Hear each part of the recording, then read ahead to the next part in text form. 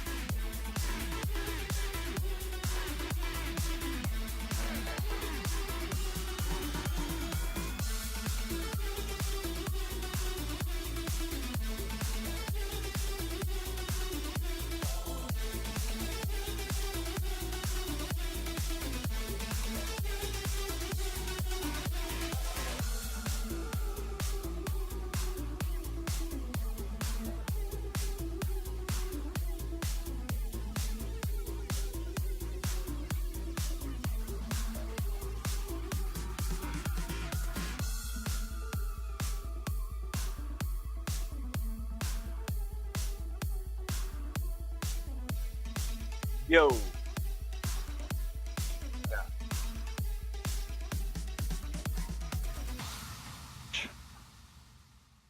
Just things, to be exact. I mean, I'm in McAllen, so.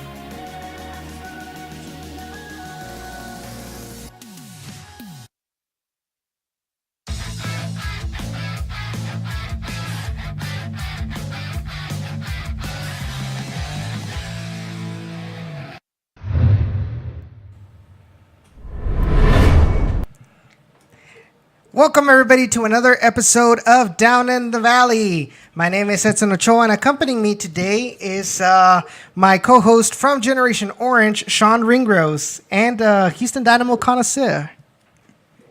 What's up, everybody? Hope you all... We are live from HEV Park. Actually, no, we're not. That's a hell of a drive we made in like 5 minutes. I'm actually quite impressed at our timing. It's the power of technology, Mare. But anyways, we're also accompanied, obviously, by our co-host, Jacob Young. Jacob, how are you doing, man? Well, looking forward to this podcast tonight. I know it's going to be a fun one. Definitely. It's going to be an interesting episode for sure, because we're really not going to talk about the game unless you all call in and you want to talk about the game. Then we'll talk about the game. But the phone lines are open, 956-622-5977. Once again, 956-622-5977. Call us and give us your hot takes. What do you think about this team? I know in social media there's been a lot of talk, a lot of backlash on the team for the past negative results. And it's come to a point where the few fans, and I have to say few fans that do go to HEB Park to watch the Toros, their patience is running really, really thin. And now it's become to a point, like I said, that they're becoming vocal on social media. And it's something that cannot be ignored anymore. I mean, it's no different with the Dynamo, just saying. Yeah, but remember how in the beginning I was saying, like, well, I mean, nobody talks about the Toros, and now we're starting to see that there is talk, but in the negative way, in the, why are you not winning? You guys suck, blah, blah, blah. And there's actually one specific topic that was brought up today that I do want to touch upon in regards to that. But we also want to talk about, I think as well, how this team has come to where it is right now. Everything, I think we're going to start pretty much from the beginning of the establishment of this team to now. We're going to discuss on it and see why is it that all of that has influenced and why this team is struggling at this moment right now. I think it's very important for the fans who are out there to listen and understand this before going off on a rant, saying that, oh, we need to fire the coach, we need to get rid of all the players, it's utterly ridiculous. And a lot of the times, Sean, you've dealt with them. They're pretty much running on unfounded claims as to why we should get rid of Jerson Echeverry. I mean, it's rumors, and it's when I say. It's very much like what the Dynamo are experiencing and what I've experienced as a Dynamo fan this last season in particular, and really a couple of seasons before this. I mean, it's. I'm used to this. Like, this is what we deal with on a regular basis, and this is kind of how fans can be. They're very fair weather at times, and they're not willing to give teams, players, coaches, technical staff an opportunity to prove that they can change and improve. When I look at Gerson, I struggle with a couple of different things in a positive way. I struggle with fans that like to say that Gerson doesn't adapt. I think if you look over the course of the season, he has definitely adapted and he has definitely changed. Both when players are struggling, he has pulled them out of the lineup to make sure that players that are in form or as close as in form as possible get the opportunity to start. And then also, in terms of adapting individual players to maximize their potential and maximize what's going on and what they're doing. And I think if Gerson wasn't the right coach for this team at this time, I don't think those types of things would be visible.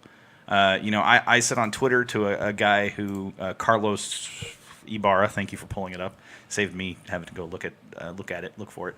But Carlos Ibarra, made some claims that players don't like Gerson. And I take severe umbrage to that fact because what I know points to many players feeling the complete opposite of that. Most players who play for Gerson, and I have this from an authority and a source that I would say I would put money on being right and being accurate versus some random, I think I made the joke that it's his brother-in-law's second cousin, twice removed, third wife's nephew's, sons, daughters, uncles, girlfriend who once touched the arm of Chuy Enriquez, type thing that claims that these players don't like Gerson. And I feel that's probably the case that maybe this guy knows one or two players from high school or knows one or two players from college, that he played with them, or maybe he has played intramural matches with these players that are the lower on the totem pole players. And he feels that those players are upset and they don't like Gerson and they don't like the way he coaches. I hate to tell you this as a fan of soccer. Yeah. He doesn't mind joking around and having a good time, but he also knows how to press and how to push players to get the most out of players. And are there some things that Gerson could do better? Absolutely, 100% yes. But find me a coach in the USL who is doing everything right, and I will find you a flaw in that coach. Because there's not, if the coach is in USL and they're doing everything right, they're not long for USL. Mm-hmm. I think fans need to remember that. This is not MLS. This is not the Premier League. You're not going to get a coach on, less than $100,000 salary, which I would say Gerson's probably making $120 a year. You're not going to get a coach on that salary that's going to be everything to everyone. They're going to do what they do best. And Gerson, he can develop players. I believe Gerson has that absolutely in him to develop players. But I also think he was handed a team, and you made this point yesterday. He was handed a team from Junior Gonzalez that was a total crapshoot.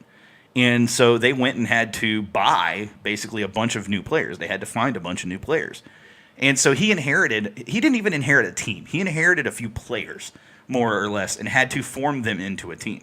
Mm-hmm. So the way I look at this is you go, okay, I'm willing to give you the first half of the season as an opportunity to show me some improvement.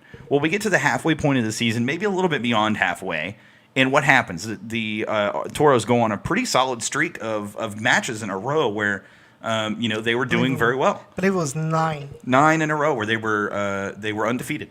And that's at home. Yeah, I mean, forget that it's just at home. Just to do that after the struggles they had early in the season shows improvement. You can't tell me this team has not improved at all. You can't tell me players aren't progressing at all when that's the case. I mean, that statement just irks me the wrong way, because how do you say that with a straight face, knowing full well this team went on a 9-game undefeated streak?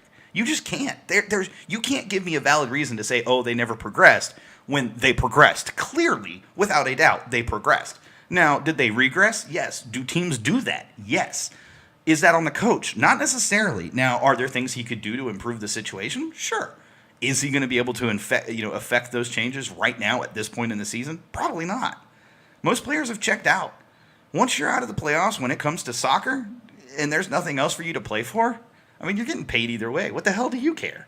Now some players are going to give it their all. Your Carlos Small, your players that have aspirations to make it to MLS. But there are some players, lower on the totem pole that just frankly, they're probably like, dude, I'm done. I've given what I've had to give. We're not going to make playoffs. I've got all these other responsibilities. I've got my day job. I've got my school that I've got to go deal with. Why should I mentally invest all this extra energy and effort when I can go deal with that stuff and invest it in there, and at least I'm seeing results there? I'm not seeing anything, from my team standpoint. And my problem with that mentality is that's a small time player mentality.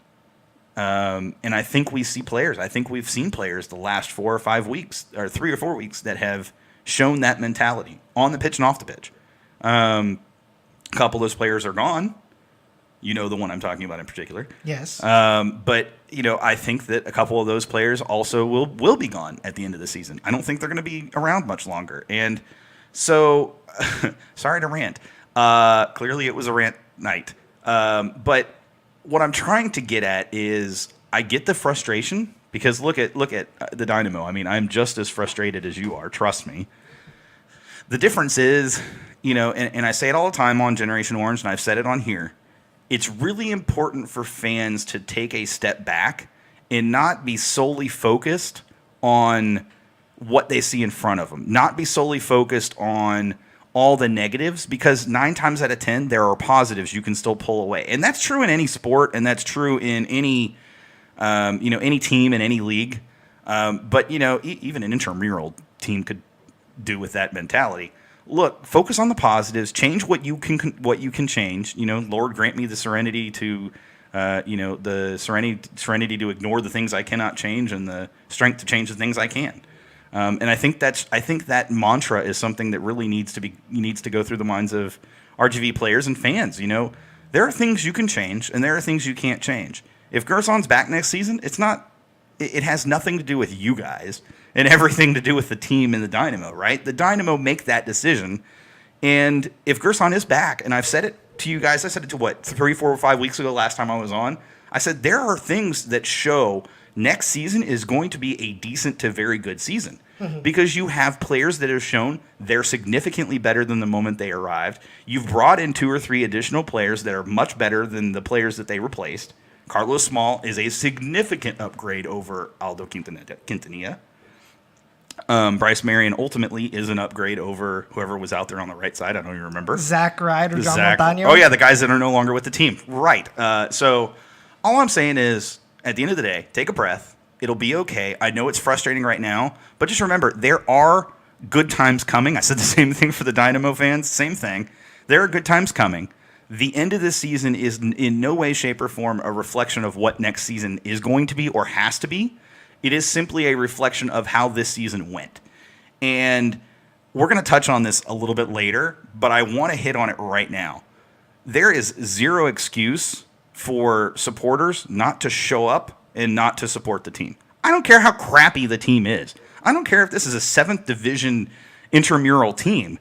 If you're a supporter of the club and you want to claim to wear that RGV on your shirt, or, wear that jersey around town, wear that kit around town, wear that shirt around town, your ass better be in a seat come game day.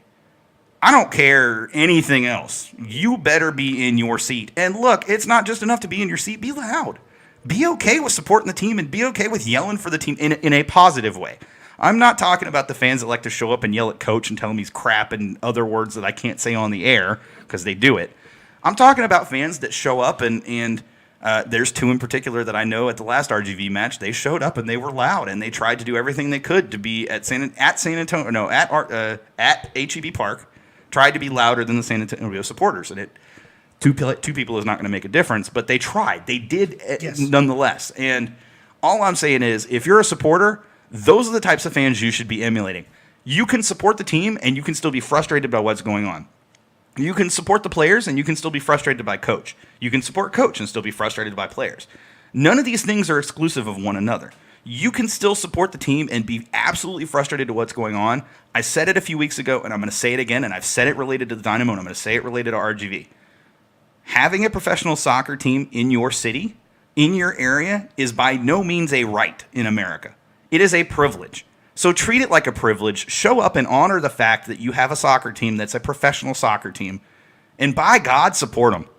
You know, prove to ownership, prove to Cantu that, you know what, you've made the right decision having the team here. Maybe the decisions you've made otherwise have not been the wisest decisions, but I'm still going to support you because you brought a team here. You helped build a team here. You started a team here, and we want that to stay. Because who's going to say that they're going to stick around? After this, they could be gone next season for all you know, for all we know. And I don't want to see that happen. I think there is a valid reason. I think there's a purpose for having an RGV team. And I love the fact that they're tied to the Dynamo in a positive way. Anyways, rant over. I'm done. So we are kind of going on Instagram as well. So guys, if you guys want to continue listening to our discussion on all of this, be sure to go to youtube.com/down in the valley. We are live streaming there. So if you guys want to make your way over to YouTube so you can see the live stream, be sure to check us out right there. And if you haven't subscribed yet, be sure to subscribe. There are some comments that I do want to read before we go over to Jacob. And that is, so Liger the Tiger says...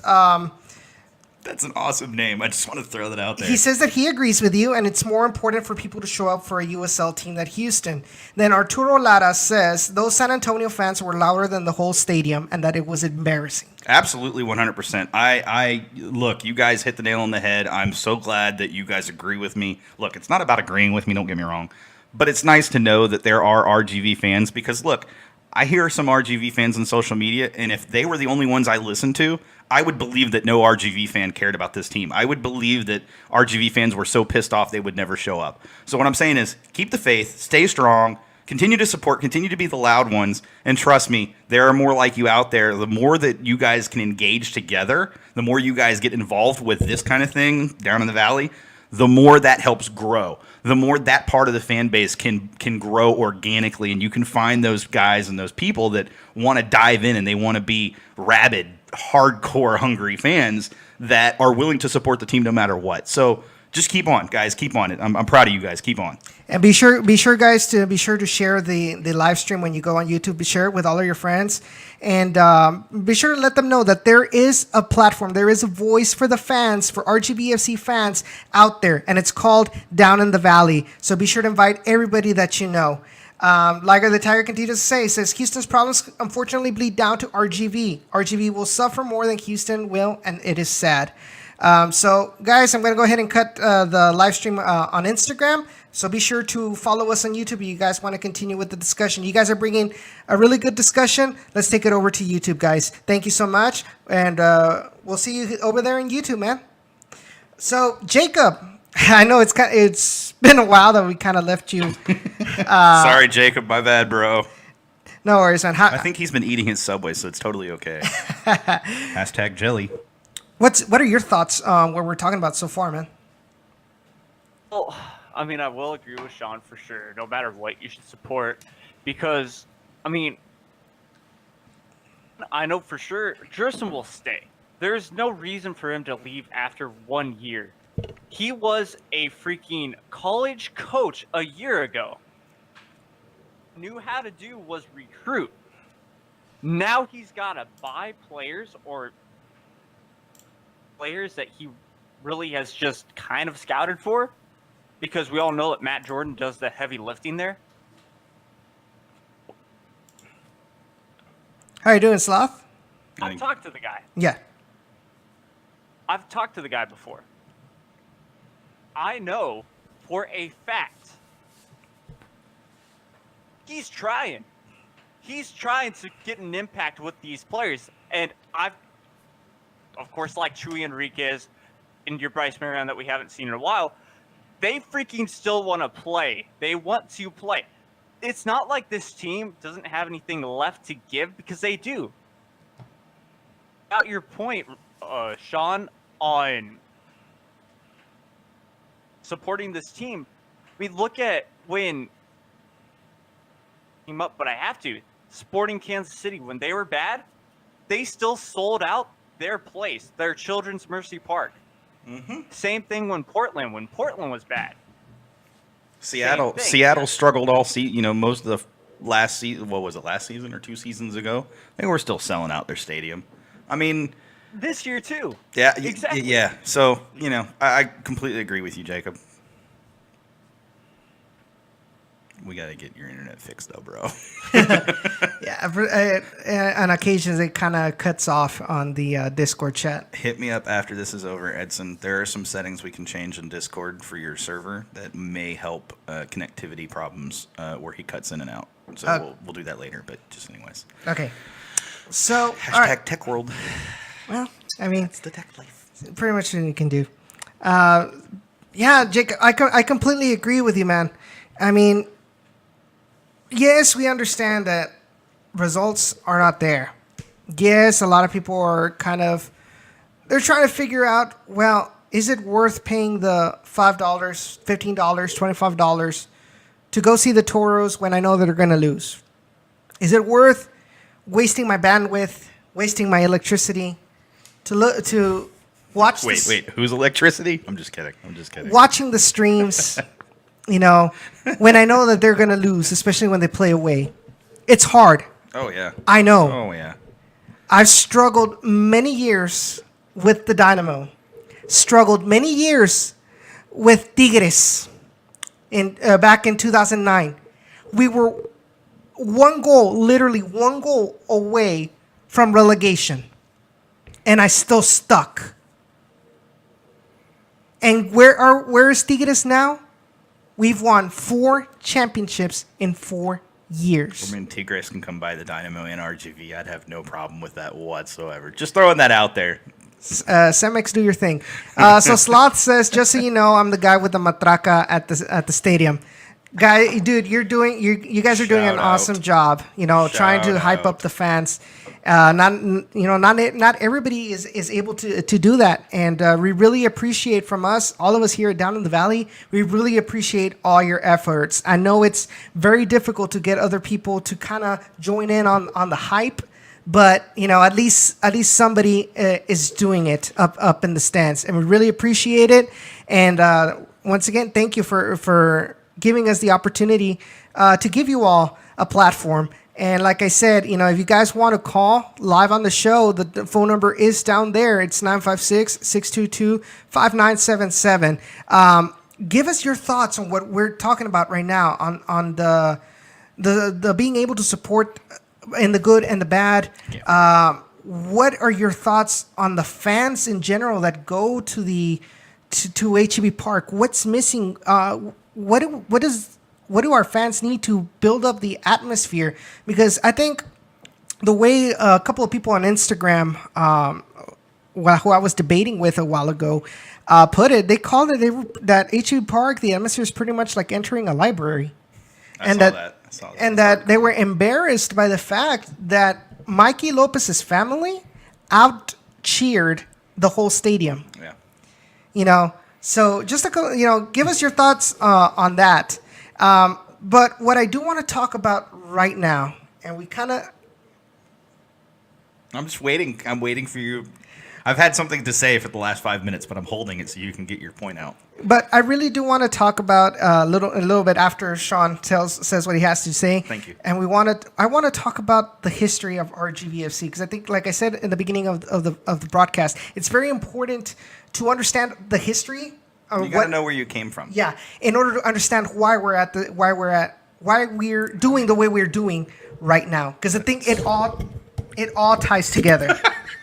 And See, look, it's a perfect time for me to say what I was going to say. So you mentioned a few seconds ago in your early part of your statement there, you talked about that, kudos to those fans that come out like Sloth, that do go above and beyond. That's pretty freaking awesome, don't get me wrong. But even the Joe Schmo average fan who maybe can't get into a match in that way, you can still come out and you can still stand up and you can still yell and cheer for the for the players and the team and the coach and et cetera. It doesn't take a world-class vocal talent to come out and yell positive things at players. It doesn't take a world-class instrumental person to come out and bang a drum for 90 minutes. It just doesn't. Now, it takes talent to actually stay rhythmic and on time, but you can still come out and you can still bang a drum. I promise you, Stampede's not going to turn you away if you want to bang a drum for 90 minutes. It doesn't matter if you have no talent whatsoever. They'll be like, here, just bang. It's fine. So all I'm saying is, look, if you are one of those people who isn't involved right now, but you're a supporter of the club, I do understand there are some people that have different reasons for not being that type of fan, not being part of the supporters group, not being part of Stampede or whatever. I get it. I understand. I'm one of those fans because of what we do. But at the same time, if you are one of those fans who wants to be engaged, you want to be part of the atmosphere, and you want to be part of improving. Johnny just made me laugh. You want to be part of what is happening out there, and you want to be part of the change that is going to happen, and it's going to happen. I'm claiming it now. If you want to be part of that, just look, there are people like Johnny. If you reach out to them, I promise you they will get you the information you need. Call us Johnny. The opportunity is there. And if you're one of those fans who has claimed in the past that, man, the atmosphere is dead, and all you do is bitch and moan, guess what? You're part of the problem, not part of the solution. And that's real talk. Because there are plenty of you out there who like to say, man, this sucks. It's a library out here. And there are those of you that do yell and scream, and kudos to you. But there are those who like to say it's a library out here, but then are willing to just sit in their seat because the people around them are doing the same thing. Guess what? Change starts with one person. Be the change you want to see in the world. Wow, I'm hitting all the cliche statements tonight, but it's true. It really is. And Johnny says, by the way, they will even give you a free beer if you go and bang a drum, even if you have like no rhythmic talent whatsoever. So just know, if you want free beer, that's the way to do it. I'm just saying. Welcome, Johnny, and welcome, Cisco, to the live stream. And yes, Sweets of HB Park, by the way. That's pretty freaking cool. Just throwing it out there. Jacob. Right. So, of course, yeah, you guys are talking about this. It was so true because a year ago, actually more than a year ago, I was part man that was yelling from the stands and from, of course, the Stampede. Mm-hmm. Obviously, I wanted to support this team no matter what. Last year, games RGVFC won, but they were horrendous. Because that was the truth. We did not make the playoffs. We might have finished close to last place. So, throughout the next year, thinking that hope was going to happen. Hope kind of did happen at the start of the year. I had some early wins, but we talked about that with defensive mental lapses. Season form, we did see those mental lapses basically go away to where we could get a couple of wins and also a lot of draws where the defense were really strong. Now it was up to the offense, basically, and the strikers to those mental lapses of I can't even hit a shot on target, and it worked. So we won a couple of games that way, and we scored. We're kind of relapsing, as in we are not performing the best at the moment, but it's okay because I know it's that the next year they're going to be even better because I know coach and not to be. Yeah, and then the fact, like I said, the day of the San Antonio match after the game, I said, this team is like a tree, and taking a leaf.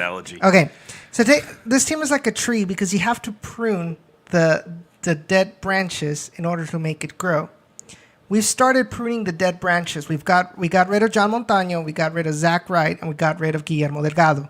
Players that never showed up, players that were given little minutes, but they were given minutes to kind of prove why they should get more minutes, and they never proved why they should. Mm-hmm. To the point where the team and them negotiated, hey, you know what? We're releasing you. So that's the beginning of the pruning. During the offseason, I'll bet you anything that they're going to get rid of more players that pretty much did not make the cut. And they're going to keep the players that put their hustle throughout the whole season. And they're going to be bringing in more players, whether it's from the Dynamo tryouts or from the RGV tryouts or from Matt Jordan's scouting. They'll have to prove that they want to stay, that they want to go to the Dynamo for whatever reason, but they're going to be pulling their weight throughout the whole season. In theory, you'll have more of a percentage of players that will prove that they want to stay, and that you won't have to release. You'll have to release less players during the next off season, and then bring in players to replace those. Mm-hmm. So, I mean, that's the theory, and that's why I say that this team is like a tree. In order for it to grow, really beautiful, you got to prune the dead branches, because if you don't, these dead branches will continue to pretty much be a parasite on this team. They weigh the other branches down. Yes, also as well. So, what's up, Ray? So, I mean, that we have to be patient with this team. We have to be patient with Gerson Echeverry. Like we said, he hasn't even been here a year, and at least he's shown that he's willing to make changes to his tactics to try to find a better system, to try to find better results. The problem here is that it's the players that are making the dumb mistakes. It's not Coach Echeverry that totally whiffed the cross, in his own box, so that the Phoenix Rising attacker can just take the shot on goal easily. Gerson Echeverry is not the one blowing and putting crosses like up to like the 50th row of the stadium. He's not missing shots. It's the players. I think it's a huge cop-out. It's too easy to just say, oh, it's the coach, let's get rid of him, bring in a new coach, and everything's going to be all fun and dandy again. No, because it's not how it works. It's much easier to get rid of one person than getting rid of 5-10 people, but it doesn't make the change or the difference that you think it is. We've seen it many times. I've seen it many times in Liga MX, where they think that is the solution, and it ends up being worse because the players that stay, maybe the coach that comes in has a completely different system that they're not accustomed to, and they play worse. Yeah, it's likely to set you back. I mean, switching coaches right now or at the end of the season would be likely to set the team back another 3 to 4 years, because it takes a full season with a coach for players to get comfortable with his system and to get that chemistry. And it takes that amount of time to scout and see which players aren't going to work in that system, because you're going to have to replace some players. So the idea that replacing the coach is going to make everything better in a matter of a few months is naive at best and just plain outright dumb at worst. And so, yeah, I mean, I can't buy into that idea at all. And that goes for the Dynamo and goes for R2V. But, especially when you're talking about, a coach that has shown adaptability, has shown progress, and has shown that he's trying to do what he can. And like I said, I mean, it's up to the players to show that they've got the capability to actually, listen and learn. And I think we've seen some players grow, and we've seen some players, embrace that. And we've seen some players that I'm not hurt by seeing them not on the pitch at this point type thing. So, that's all I got to say. Jacob. Exactly. Because the whole well, I wouldn't say the whole reason, but one of the main reasons why RGVFC is in this position is because of that. And I know that you were going to bring this up, Edson, but about the first season. RGVFC was fantastic the first season. Why? Not only did they have a good coach, but the players were a lot of veterans. You're talking about Lovejoy, a pretty good player right there that had to. And of course, yeah, we just had wins. Then, of course, Wilmer Cabrera gets by Houston Dynamo. He's now the head coach for Houston Dynamo. Coach that obviously shifts around the whole formation and stuff like that and players. Mhm. So now we're starting basically from scratch. I think the other coach got like some job after the end of last season. With LA And Galaxy. so now we're with Jerson. So continues that way, we will never see a positive growth for RGVFC and most likely a shutdown team down here because of the fact that it couldn't get. So this is where we need to be at. This is where we are, and it just needs to grow with the same exact coach. Yeah. Guys, you know, we want to hear your thoughts as well. To everybody who's listening to us live on the show, Johnny, Cisco, Sloth, Ray, whoever's out there, be sure, number one, be sure to share this live stream with your friends. Share it with all the Toros fans that you know. I think it's very important at this moment that we have a little meeting between fans. Understand what needs to happen, what's going on with this team, what we can do to fix it. Because this isn't just a matter of, oh, the team sucks, I'm not going to go to the stadium because I have no say in this. You do have a say in this. Believe me. The organization, the Toros organization, listens, reads, and knows what we're talking about, positive and negative. They read your comments. They more than likely, and I'll bet you anything, 100%, they will listen to the show to listen to you fans. If you guys call, they will listen. And they will know, you know what? More people are starting to be active. More people are starting to understand how this organization is working. And more people are telling us what we're doing right now is not working at all. Believe me, guys, they want to make this better. You might not think, but I know for a fact that this organization, the people that were left after Bert Garcia and left, the people that stayed, the people that brought in, they want to turn this around for the team. They want this team to be part of the community. But if you guys aren't getting your voices heard, aren't telling them what you want from this team, then there's really nothing they can do. The best feedback comes directly from you. I can say anything. Well, take that back. I can say things on this show, but they only pertain to what I think makes this team better.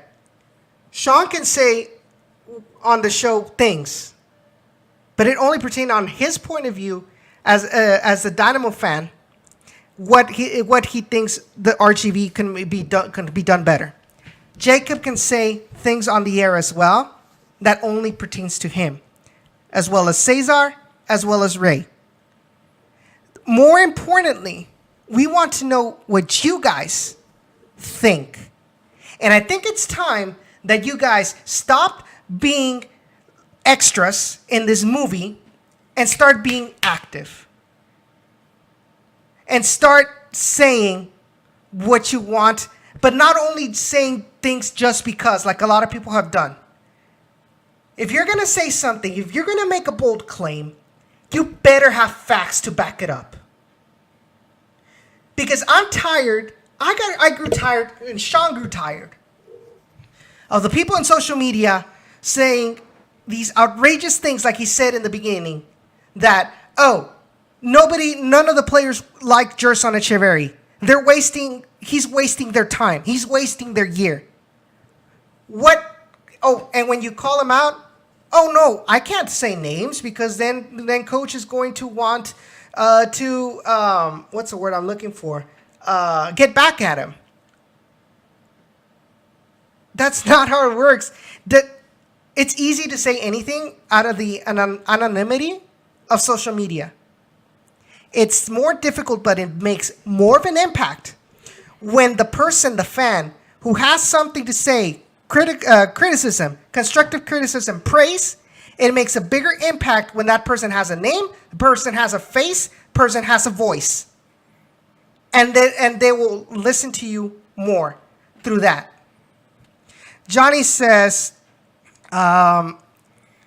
They read everything on Twitter and Facebook. Johnny, what is BS? Bull crap. And he's referring to what you were just talking about, what the guy said. Oh, he's yes. agreeing with us, just so you know. Okay. No, I just wanted to make sure. Welcome But yes. back to the dark side, Johnny. But yes, I think it's completely ridiculous. And I mean, you guys are noticing. The people on Instagram are noticing. The people on Twitter are noticing. The people on Facebook are noticing. And we'll get to that eventually because the way that it's being handled may not be the best way. And I'm putting it lightly. Mm-hmm. But we'll talk about that later on as well. But the point is, fans, listen to me. You guys are starting to get noticed by this organization. This isn't just anymore like they're going to do whatever they want and nobody's going to say anything. They know that you're paying attention. Use that to your advantage. Use any platform that has a connection with the organization. Use it to your advantage. Whether it's me, whether it's a radio show down there in the Rio Grande Valley, use it to your advantage. Use the phone lines to your advantage and voice your concerns, voice your opinions.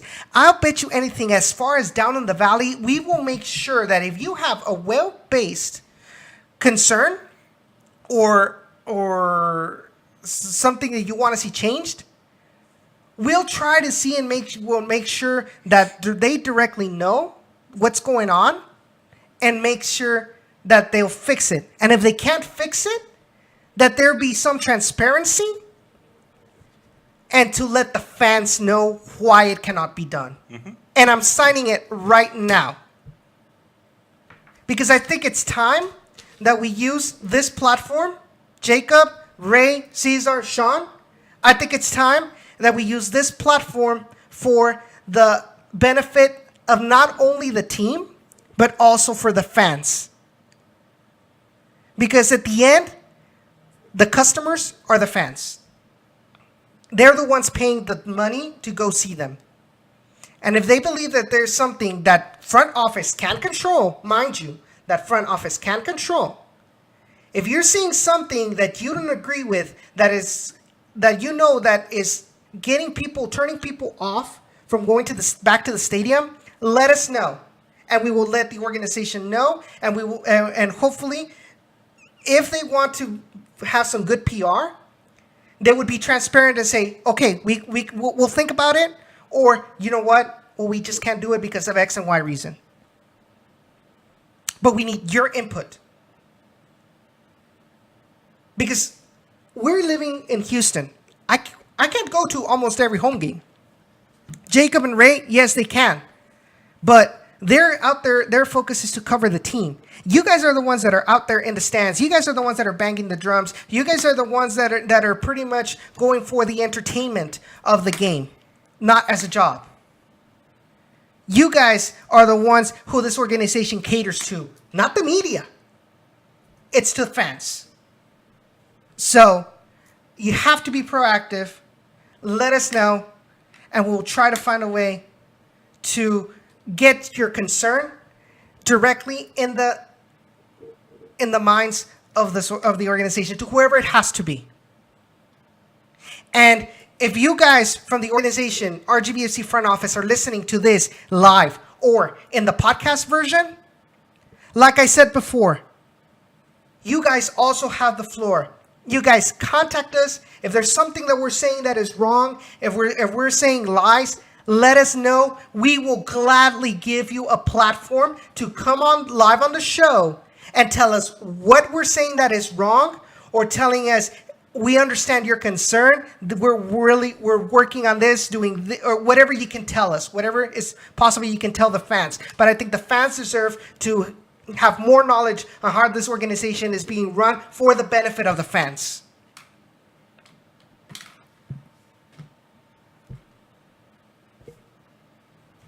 Jacob. Word. Really. You had the same reaction I did, just so you know. Yeah, because, I mean, what else can we really do, especially when we're with media? Drop everything with the media and go back to the Stampede to show people, guess what? I can make a difference. why can't you? Stick with the media. But absolutely just, when I read tweets from people are saying absolutely nonsensical stuff about this team and then don't even go to the games, because if you don't go to the games, you're reading, you're reading the tip, the iceberg, in a way. You don't know what's going on underground. They're supposed to give you what's going on from the side, basically. Because reason why, everyone flushed out of this organization and we're getting new people, it's going to be a struggle for that. Person's here to stay, and get your butts to the stadium, because for you not to, and if you get your butts to the stadium, you have a reason to speak now. If you don't, reason to speak badly about a team that you see do poorly, because you don't know what's going on. You haven't watched the game, so. And if we're offering you a way to understand this team more, or we're offering you on social media, if you're out there yelling gibberish, and we're out there saying, hey, you know what, this is how it is, but if you guys want to learn more or know more, or if you guys want to explicitly say your concerns on the air, take that opportunity. It's easy to just say something, act all tough and mighty on social media, and then chicken out when you get called out. Anybody can do it. It takes a real man, it takes a real woman, it takes a real fan to own up to the words that you said in front of people that are watching or listening in the future, with a name, a face, and a voice. I can pretty much make a burner account and start saying crap about Gerson Echeverry, not put an avatar on my account, and say all this gibberish. It's easy. So easy even a caveman can do it. So yes, I am calling you out, Carlos Ibarra. I am calling you out. Either you say why you think that, or say, you know what, I messed up. This is what I've said isn't true at all. Because what you're saying, if people believe what you're saying, then it's pretty much going to destroy any locker room talk, like you said. Which is ironic that you say, well, I can't say any names because then it's going to mess up the relationship between player and coach. But yet you already bring it up with no facts, with no basis, generalizing the whole team with that mentality. When we know for damn sure that most of the players that we've talked to, like Sean said, off record, believe that Coach Echeverry is the right man for the job and they like working with him. Yes, there are some bad apples. We've gotten rid of a few. But don't say that the whole team is or that Coach Echeverry is wasting the whole team's time when you know for damn sure that it's not true.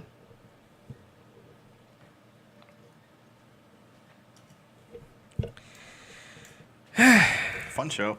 I didn't want to be mad, but here I am. I love Johnny's comment. Did you see that comment? Yes. So Johnny says, most of these people come to one game and act like they're ultras. And look, okay, we're not saying that casual fans don't have a purpose, and if you're only going to come to one match, that doesn't make you a supporter or doesn't make you a fan. I mean, there are some fans that can't make it out to a bunch of matches.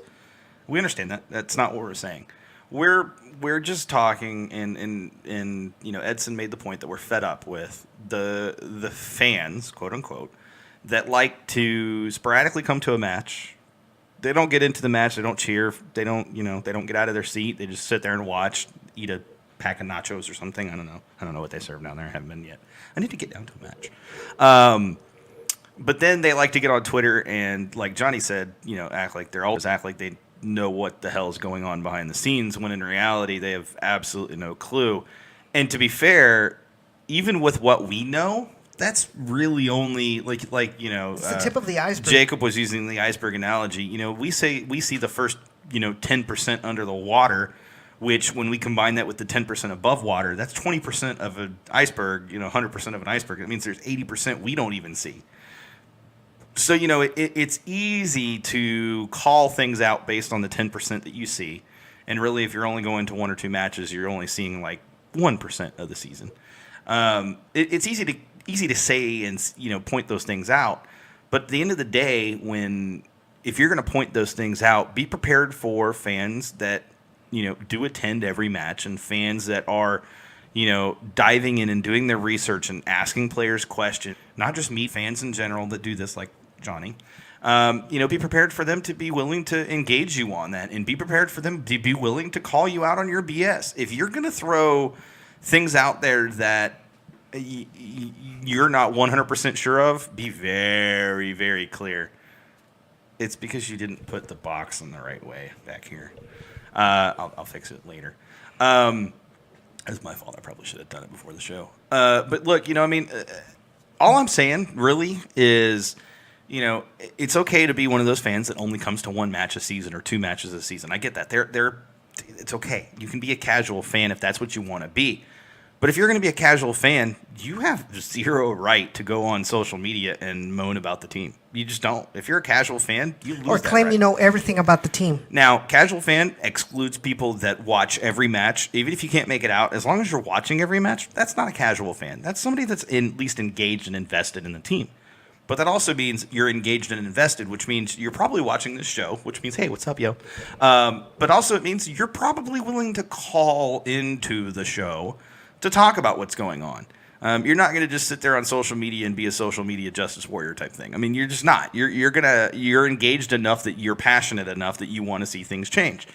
So what I'm getting at is it's okay to be a quote-unquote casual fan, and it's okay not to go to every match. That doesn't make you not a supporter. You can still be a supporter and only go to 1 or 2 matches a season. But what I am saying is if you're going to be and claim to be one of those really engaged super fans, oh, your ass better be at the stadium. That's all I'm saying. Look, there are guys like Webb Tilton who are Dynamo supporters. Not only do they travel to just about every away match, which in MLS means they're traveling to Seattle and also traveling to Atlanta and also traveling to New York and also traveling to Los Angeles and San Jose, and the list goes on and on. But not only does he do that, but he's at every home match.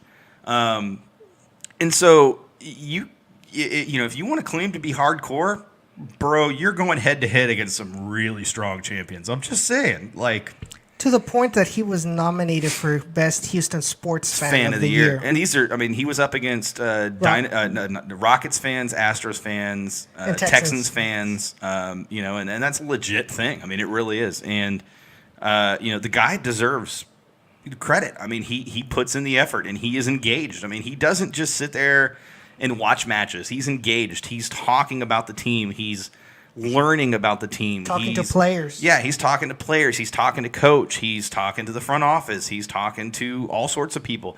He's engaged because he wants to know more about what's going on. Because he wants to be part of the solution, not just part of the problem. And look, the Dynamo have similar struggles as what RGV have. I mean, Edson knows this firsthand. I mean, it's a consistent thing. And I don't put the blame squarely on the front office of the Dynamo when it comes to these things. These are things that fans have an impact on and things that fans can control. And so if I can't put the blame on the front office, squarely on the front office, then all I'm saying is, ultimately it comes down to us, the fans, excluding media, I guess, but us, the fans, putting in the effort to make change happen. And I mentioned it to Darby, a board member of Texian Army on Generation Orange months ago, that all it takes is one person on the board, and this is true for Johnny and Stampede, and Johnny knows this is true. All it takes is one person who's dedicated and engaged and passionate, and someone who's a people person doesn't hurt either. To go out there and just when they see new fans that are at the match, go and talk to them. Just introduce yourself and say, hey, I'm part of Stampede, or hey, I'm a fan of RGV Toros. Why are you here in our stadium? What can we do to make your stay here better? I mean, it sounds really cliche and stupid, but it makes May I take your hat, sir? I mean, but it makes a huge difference. It really does. And I mean, because fans coming to the match, they want to enjoy their time there. Otherwise, they wouldn't be going to the match. They're not going necessarily at the casual fans. Aren't going just for the team. They're going because they want to have a good time. And you could be part of helping them have a good time, which means you're part of the experience, which, hey, guess what? Means you're part of the club. So at the end of the day, if you want to claim to be a fan, become part of the club and stop being part of the problem. I can't pick this mic up and drop it, but I feel like that needs to be that momentum. There it is. Mic drop. It worked. I mean, I think you hit it. I think you hit it spot on, Sean. The fact is, Stampede have done many different things to try to get people involved with Stampede, get to know them better, get the name out there to the fans. The problem is nobody's taking the bait, per se. Nobody wants to be that involved with this team. They see it, a lot of people that go to the game see it as just an activity that they go to every other weekend. It's like high school football. Yes, and that's it. That's I can't come up with a better analogy at this point. So, Johnny, I'm going to ask you a question. You can reply in YouTube chat if you don't want to call in. Hey, I get it, whatever, it's fine. But as a Stampede member and as somebody who, as I assume, wants to see Stampede grow, if I'm a casual fan or a fan in general listening to this podcast right now, what do I need to do to get involved? I've asked Texan Army members, Darby in particular, this question, and she gave a good, valid answer. But I'm going to ask you the same question. If somebody who's listening to this who's not part of Stampede goes, man, you know what? These guys are right. I need to get involved. I can't bitch and moan if I'm not going to be involved, if I'm not engaged. So I want to get involved. But they don't know how to do that. Johnny, right now, this is your moment in YouTube chat, or if you want to call in, by the way, hey, that would be freaking cool, 956-622-5977. You can share with us how people can engage with Stampede and how they can get involved with Stampede. And, it makes a difference to be able to... One of the things I hear all the time about Texan Army and El Batallon, which are the Dynamo supporters groups, is that they're hard to get into. They're hard to get involved with because you have to know somebody, or you have to kind of get yourself out there. So what I'm trying to do, Johnny, what I'm trying to say, and the reason I'm trying to coerce you into calling so we can have a caller. I don't care if you don't have a radio voice. I don't have a radio Get your ass voice. on the phone and call in. It don't matter. It really does not matter. This is not radio anyways. This is an internet show. Get over it. But no, seriously, Johnny, call in. Just tell us, what does it take? What is it? First of all, what does it take to be a Stampede member? And then how do they become a Stampede member? Because I think there are some people that go, man, Stampede's kind of cool. I'd like to be part of that, but they have no clue how to do that. So here's your opportunity. Get it out there. Get the word out there. Let's here's your platform. Just as much as it's everything else, Johnny, this is a platform for Stampede to be able to share how you get involved with the team. So call in. Man, I think I just got on my hands and knees and begged them at that point. Shoot. Jacob. One way to, I guess, become a Stampede member in a way is, they don't care. Just join. Literally, just go over to where they are. You away. Now to officially become one, I think you got to. They'll probably hand you a beer. $25. They'll probably hand you a beer in the process too. Just throwing it out there. If you like beer, you can't go wrong walking over to a group that is going to hand you a beer. I'm just saying. I've never met somebody who handed me a beer that I didn't like. Sorry, continue, Jacob. I didn't mean to hijack that. Good. And I think it's like $25 if you want to become an official member, and that's like for a T-shirt as well. To like a vote for the officers. So basically, there's no real task to get involved with the Stampede there. Supporters group can grow a lot larger, and if it grows a lot larger, most likely they'll get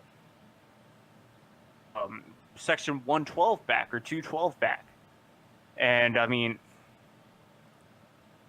it's a phenomenal group of guys, and well, so there's no reason for them not to. And about all I got to say on that. Johnny. I mean, we're waiting, Johnny. I'm just throwing it out there. We're literally opening the show just for you. We've created the Johnny segment of this show, and you're not calling in. For shame. Makes me sad. In case you forgot that number, Johnny, it's 956-622-5977. If you need, Edson can text it to you so that you can, oh, look at that. Coerce them into, I'm going to go get some more water. I'll be right back. All right. Welcome to Down in the Valley. Who are we speaking with? You know who this is, damn it. Nah, this is Johnny, man. How's it going? How's it going, Johnny? Doing good. Getting ready for the game on Saturday. Man, I feel you, man. You guys are. I think you guys are doing an outstanding job. Trying to hype up this team, this organization, not only in those 90 minutes, but also outside, whether it's social media and things like that. It's just like I said. It's just that the regular fans are not. They're not biting. So like. You've already heard the question that Sean made to you, and that is, what was it? How are you doing? What are you doing to get to attract I didn't ask fans? him that. No, the question was, if I'm a fan and I want to get involved, first of all, what do I need to do to get involved with Stampede? And second of all, how do I, if I want to join, or if I'm like, dude, that's really cool, how do I, get engaged with that? What do they need to do? So that was your two questions, Johnny. Yeah, first of all, I think we are the easiest group to get into. Everyone is super we come at you with open arms, Like I heard before, like you said, with the Texian army or El Batallón, you have to know somebody to get in there. And with us, we literally none of us knew each other before we even met in the Stampede. So one of the easiest ways to join the Stampede, because most people just see what we do during the games. So all you have to do is go up to us. We're there behind the goal, and we'll just give you a drum, and we'll start giving you all our information and everything. You don't even have to be a paid member to be with us. See. Another way is also to go to our we try making tailgates for everyone. We pass out flyers, everything. And you can also go there. We give you free food, free beer, whatever you want. So I'm saying, we're the easiest group to get into, and it's all set from there. It's pretty easy. That's the answer to the question. That's all I was looking for, Johnny. I wasn't looking for the Bible to Stampede or anything. I was looking for the simple answer. So good job. Good job. Yeah, I mean, Stampede has been there since 2016, and it's been a constant growth, you can say. In 2016, if I recall correctly, you guys were pretty much part of the organization at the end of the year during the off season. You guys, me included, because I kind of joined in at the end of 2016. We were like, you know what? I think we can grow more. We can become more legit if we become independent of the organization. The team granted you all that independence. And you've started, growing, trying to do tifos, more drums, trying to, make some more noise. But it just seems, like I said before, there's something about the fans in the Valley that just don't want that commitment, or have not been that involved with this team, or don't care to be that involved with the team, to say, oh, I want to be out there cheering, yelling, putting pressure on the opposing goalkeeper, which you've done many times, including Cody Lorendi from OKC Oh my God, Energy. that guy has the worst mullet ever. Jesus. You guys you remember in 2016? I don't want to remember that game, but it was Stories. These are great. I want stories. Continue. So it was in the postseason match against OKC Energy. I believe that was my second game with the Stampede, and so we were behind the goal. We were still in the practice fields, and Cody Lorendi, we were all talking smack to Cody Lorendi, and he acted like he didn't ignore us and things like that. And so we're winning 3-1, and we were just giving me You're a lot of letting him crap. have it, yeah. Yeah. Uh-huh. OKC Energy scores the 3-2 and then the 3-3. In both of those goals, he turns around and he just starts dancing in front of us. Man, that was like the worst ever. Oh, That's great. I remember that game. That was like a heartbreaker for the Toros. I remember that. So besides, But, yeah, go ahead. But let me interrupt you there. Here's the problem with the Valley people. Like, they think that we're cool, the Stampede, cool, like we're the guys that make all the noise or whatever. But they don't want to put in the work that you have to do to be like in the supporter section, which is like go to meetings or like do tifos or banners or whatever. They just want to say, oh, I'm with the Stampede, but then they don't even show up to the games or nothing like that. Mm-hmm. That's one of our biggest problems we have right now also. People don't want to put in the work. So, that was too like a question. I think you had mentioned something like that earlier. Sorry. Yeah. What does it take to be a Stampede member? Yeah. I mean, and like Yeah. I said earlier, there's a lot of people out there that like to think that they're fans that, they'll go to 1 or 2 matches a season and call themselves a hardcore fan. Oh yeah, man, I follow the RGV Toros. Like, they're everything, bro. Like, man, it's great. They're awesome. And then they don't do anything else other than that. But there are those who I know that there are fans out there that want to be more engaged. I feel like, because it's the same way here. I feel like there are just some fans that they're skeptical. Not skeptical. What's the word I want to use here? They're Reluctant to make the dive into that. You said they're kind of scared of the commitment, and I think there's probably some truth to that. I think also some of it is it's not so much the just being scared of the commitment. It's also the fact that that puts you in the front. Like, you know what I'm saying? From a fan perspective, you no longer can sit in the back and just say, yeah, man, I'm a fan. You are now part of Stampede. You have that, essentially emblazoned across your chest, man. You're Stampede. That means you're representing something more than just yourself. You're the leader of the RGVFC fan base. Pretty much. I mean, that's how I view the Stampede. So I think there are fans that would be amazing, in Stampede and would actually be dedicated. But I also think there's a lot of fans, to be honest with you, and this as somebody who's involved with Stampede, that, man, they love to have that emblazoned on their chest, but when it comes to actually representing, they don't even show up. And you said that, but, Yep. I mean, look, fans can complain about the atmosphere, but if they're not going to do something about it and they're not going to get involved, that voice falls on deaf ears as far as I'm concerned. It's not hard to walk over to Stampede, to walk over to a member of Stampede and say, dude, I'm only here for a match, but I want to be involved. Look, if you don't have the money, I am certain, and Johnny, I'm doing this on the spot, and I don't even know, but I am certain if you don't have the money and you have a valid excuse not to have the money, actually, we're going to do this right now. If you don't have the money and you walk up to Johnny, and Johnny finds out that you don't have the money, and you tell Johnny you don't have the money, and you saw on Down in the Valley that this was said, I personally, or Edson, together, we'll figure it out, Down in the Valley will pay for your Stampede membership. However, if you are going to represent Down in the Valley as a Stampede member, you better as hell be at as many matches as possible, and you better stay communicating with Johnny.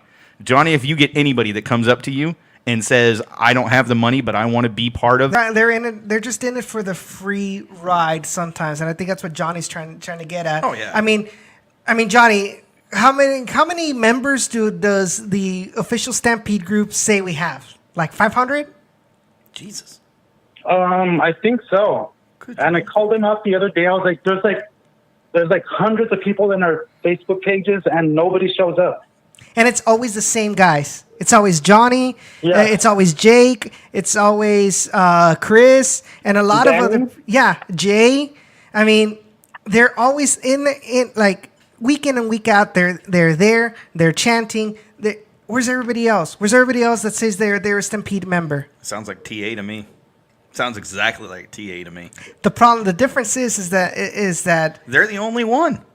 That's the difference, right? Mm-hmm. Here, there's El Batallon, and El Batallon is still strong. Stampede is the only one. They have no excuse down there. Just saying. And like it gets to me because there's people like on the Facebook page and they're like, well, why don't you post more pictures? Why don't you do this? Why don't you do that? And I'm like, why don't you just go to the game? I mean, we can post as many pictures, invite you to as many tailgates. To the game, Johnny, you know? my response to that would be, sure, come on out to the match, take the pictures, and we'll let you upload them onto our Facebook page. Boom, done. See, I'm just saying that, like, and there are fans like that out there. They're like, man, I want you guys to be more involved. And it's like, I can't be everything to everyone. It's impossible. I can't, as a member of this group, I can't do everything. It's impossible. And I just wish more fans would realize, and I say this having been one of those fans previously many years ago, that more fans would realize that getting involved and being engaged is one of the best things you can do if you really enjoy being part of something. Like, from a soccer standpoint, being involved with this has been the coolest thing ever. And, you know, I've been doing this off and on for years. And, you know, just being part of this podcast has been amazing. But I have also been part of a supporters group, kind of, sort of, in a way. And so, you know, I know how cool that can be. And it's not just the coolness, though. It's the family. It's the community that develops from that.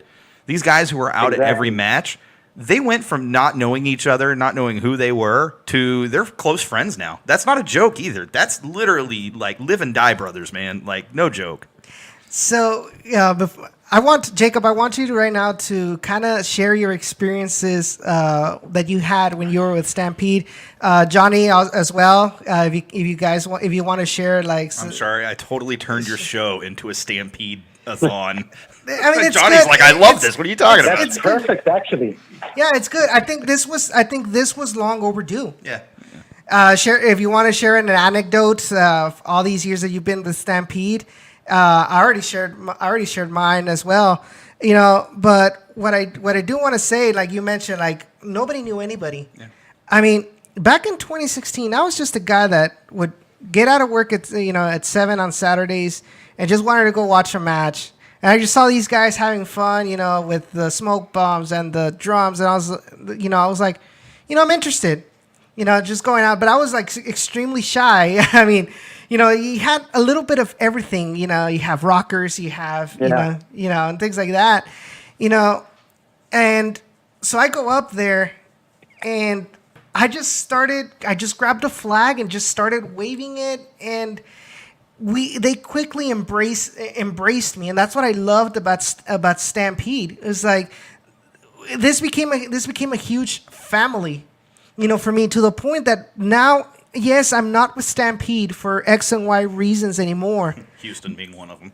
But they still consider me part of it. They still consider me part of the family, and for the same reason, because we're so united in one thing, and that's the Toros, and that's what counts. Mm-hmm. Jacob, you want to? Yeah, we're constantly asking you, like, when are you going to come back? yeah, definitely. Ooh, Johnny, that was so cold but so great at the same time. Yeah. Well, I'll tell you what. I'll give you like a little hot take on one of the reasons we don't get that many members of Stampede. Down here in the Valley, it's like they consider us to be too, how can I say this, like white to the people down here.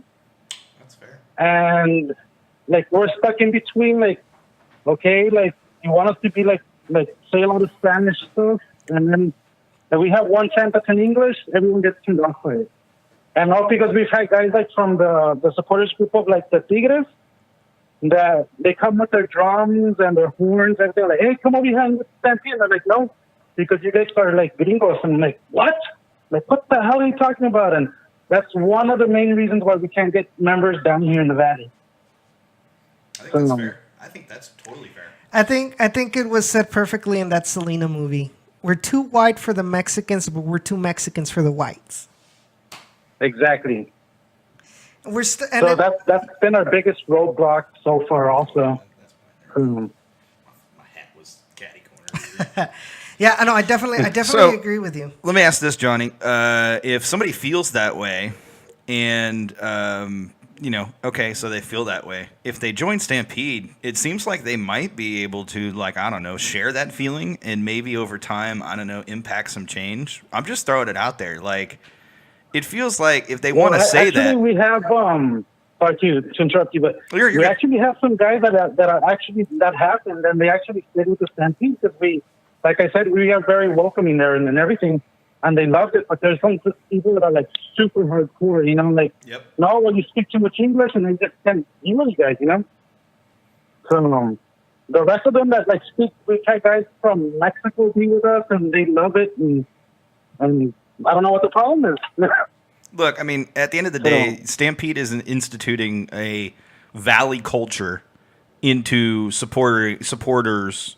You know, and there's not a hard and fast Valley culture already established, and so, you know, I hope that if there are fans that feel that way, that feel, man, they're too white or they're too Mexican or whatever it may be, that they understand that, you know, the Valley is a melting pot of multiple cultures, and you guys represent everything Valley, not just one culture, not just another culture. It's everything Valley. And so, you know, if they're from, you know, Guatemala, or they're from Venezuela, or they're from, you know, some other place other than Mexico, they're just as welcome. You know, it doesn't matter where you're from or who you are still welcome. And it doesn't matter if you can't bang a drum, by the way. There are other ways you can be involved. I'm just throwing it out there. I know we kind of keyed on that one because it's easy.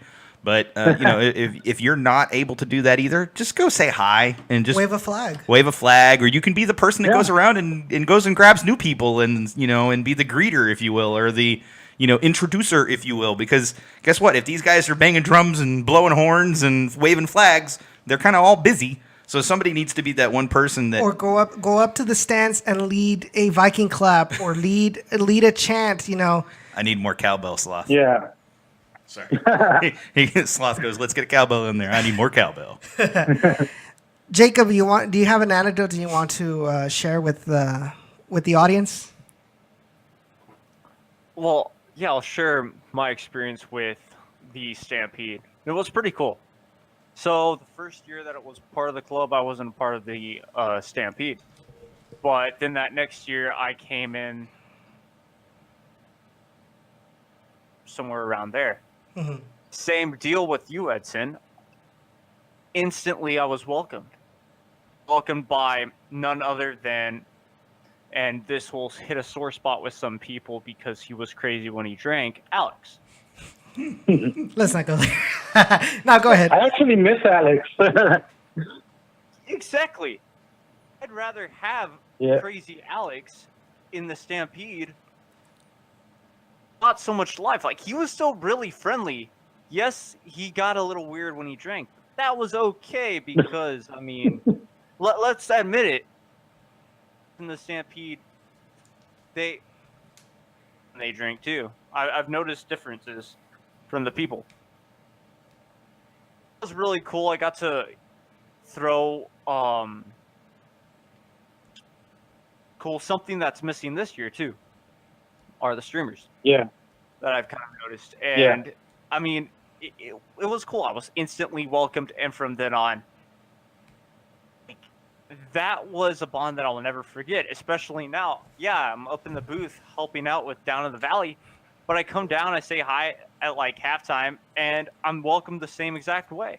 So, strong bond that you're never going to forget. Yeah, definitely. Yeah, I became like best friends with all these guys already, so it's great. Yeah, and it's so, like we said, we'll keep on beating this until, you know, it's so easy to form, you know, this relationship with these guys, you know, the friendliness of these guys, and welcoming you to be a part of their family. This isn't a cult-like atmosphere like some other chant. I'm just throwing it out there. And like some other supporters groups. Yeah. You know, I'm not going to mention names, but a lot of the times they become so cult-like that, like they say, oh, well, it appears so difficult to enter, you know.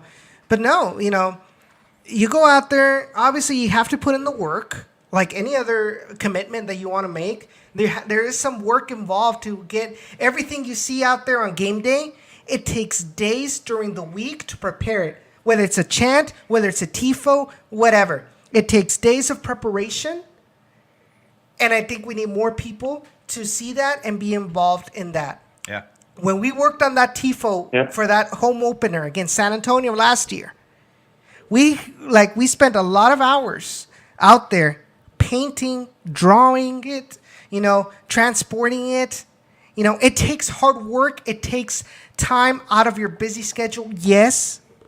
But in the end, you made the commitment to do these things. You want to get the atmosphere better. It takes work and you have to do it. Yep. But when you see it in pictures, when you see the picture of your TIFO circulating around in social media by articles or people from the media, from the press, it makes you feel so good that all that work that you did during the week paid off. Yep. Because people are enjoying it. Yep. And with that, I have to leave. My girls are bugging me right now. I'll just leave you guys with one quick message. If you want to join the Stampede, we're not like those cliques. We're not Fight Club. We're nothing like that. Unless it's with San Antonio, but we're not like El Batallón. We're not the Texian Army. You guys just come with us, and we'll open our arms and give you some tackles. And with that, I have to go. Thank you, Johnny, so much Thanks, for Johnny. this. I do And like the, we'll see you on Saturday. Yes, sir. I'll see you later. All right, guy. All right, bye. I can't even speak. Bye. Blah, blah, blah. Blah, blah. All right, there we go. Got it out of my system. I like that he pulled the low blow move to TA and EB there at the end. That was pretty nice. Well, I mean, Truth hurts. He's not lying. No, I agree. I'm just saying, truth hurts. There is. So we talked about the fans. We gave solutions to how we can make the atmosphere at HEB Park a much better place. So now it's time for the historical rundown, right? Yes. Okay. So 2016, as we all know, Don't move your hand. Stop it. even though it makes it better. That makes it better, but you keep moving it back and forth like this, and so it's doing this like come in and then come out, and then come in and then come out, and then and it's changing the lighting over here. Anyways, continue. Sorry. Hashtag ADD, webcam problems. Hashtag ADD. Okay, let's go. Okay, so 2016, as we all know, Coach Wilmer Cabrera is appointed for the head coaching job of RGVFC. I'm clapping. Okay, so we had a lot of players that had USL experience. George Malky, who came from, I believe, Arizona United. You had Charlie Ward coming in from the Stoke City Academy. You had Taylor Hunter, who was a Houston Dynamo player. You had Callum Irving. You had Devin Perales, who came in from Austin Aztecs. You had Zenon Katic from. Help me out here, Jacob. Was he from the Czech Republic or Croatia? Yeah, he's from Croatia. Zenon Katic. Yeah. You had later on. You had Ruben Luna, who had experience in MLS with Frisco. Memo, who had experience with Dynamo Academy. Yes, exactly. I mean, you had also Emilio Garcia, who came in from Pachuca. Jair Arboleda from Tijuana. You had a lot of players that had first division experience playing in the USL. These players gelled together for the most part to the point that we have the record for the most undefeated games in a row, home and away. We ended up in super impressive. We ended up in second place, just 2 points, if I'm not mistaken, behind first place, which was Sacramento Republic. Obviously, in the offseason, it was a completely different story. You saw a little bit of that inexperience with these instances of direct elimination kind of bite us in the butt there. But 2016 was a good year for the Toros. Wasn't so much of a good year for the Dynamo that year. 2016? No, that was a bad year. You had he who shall not be named. Owen Coyle. No, it's okay. It's like Voldemort. As long as we don't say it 3 times, he won't appear. Owen Coyle. Oh no! Oh god! It's okay. His win percentages are extremely low. So even if he comes, we can still beat him. He's had out. a season above 40% win percentage. Yeah, I think the Houston Dynamo was the last one. It was in the 30%. Yeah, no. He's been terrible since leaving Bolton. So he was sacked. I believe it was in the middle of the season of 2016. He wasn't sacked. It was a mutual parting of ways. That's what the Dynamo said. That's still sacked. I mean, it's like saying, yeah, we both mutually parted ways. No, the girlfriend hated you at the end. That's why. That's a good one, dude. Now you're gonna make me sad. Just kidding. And it's the same. And it's the same wording that RGVFC used when they got rid of the 3 players. They were sacked. Their contracts were rescinded. They were released. They were released. Exactly. Ochoa was released, even though his son's gonna be like, "Yeah, well, Americans don't know anything." Like, dude, your father doesn't What know anything. accent was that supposed to be? I don't know. I'm just gonna. That was like a hippie Southern American accent. Like that Not was the English. weirdest thing. Charlie Ward, help me out here. Yeah, it was bad. But the point is, he says Americans don't know anything about soccer. Apparently, his father doesn't know anything about how to coach soccer. But I need some tea. But anyways, so that happens. They get Wade Barrett as the interim coach for the rest of the season. Mm-hmm. During the offseason, they appoint Wilmer Cabrera as the new head coach for the Houston Dynamo.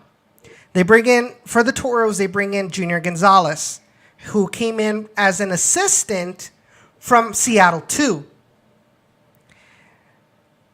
During the offseason, we lost pretty much our whole backline. Well, no, like the spine of the team. I was thinking in Spanish. That's why the spine of the team. What is it in Spanish? Es la columna vertebral. What he said, folks. So we lost Bird, we lost Malky, we lost Kevin Garcia, we lost Taylor Hunter, we lost Callum Irving, who went with Ottawa Fury. We lost Charlie Ward because he went to Dynamo. No, because he left in the middle of the not season. in the off season, in the mead season. We're talking about we're in the off season right now. Yeah, no, okay? yeah. Sorry, I jumped ahead. My bad. Yeah.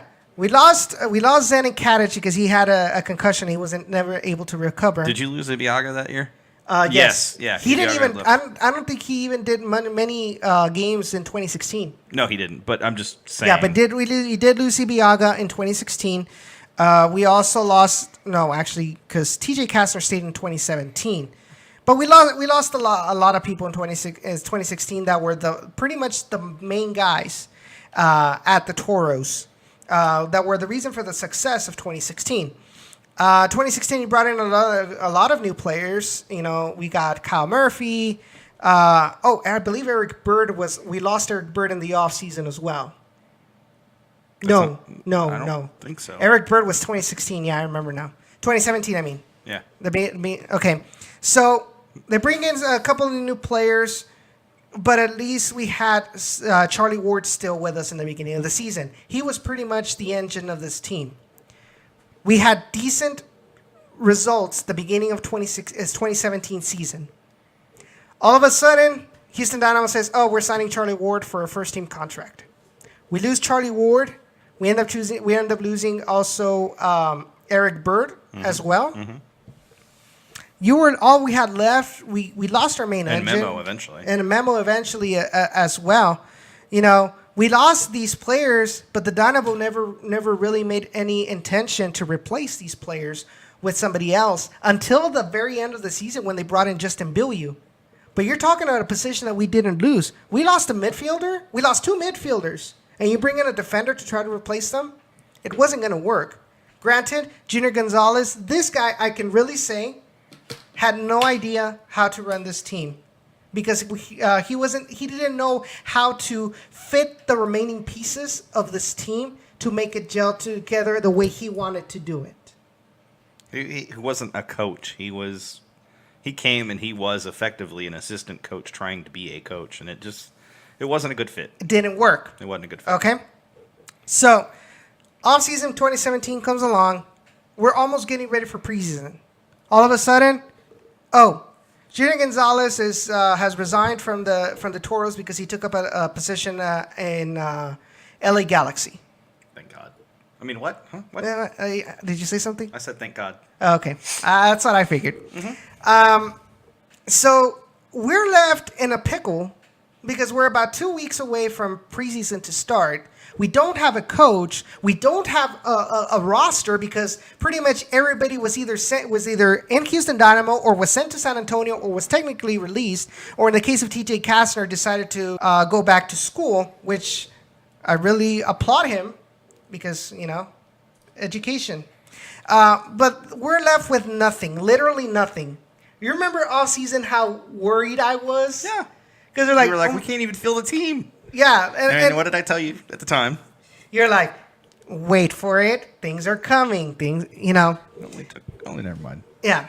So only 5 people. So only 5 players were re-signed, Re-upped, yeah. re-upped for 2018, and that was obviously Francisco Pungo, Kai Green, Todd Warden, Nicolas Perea, and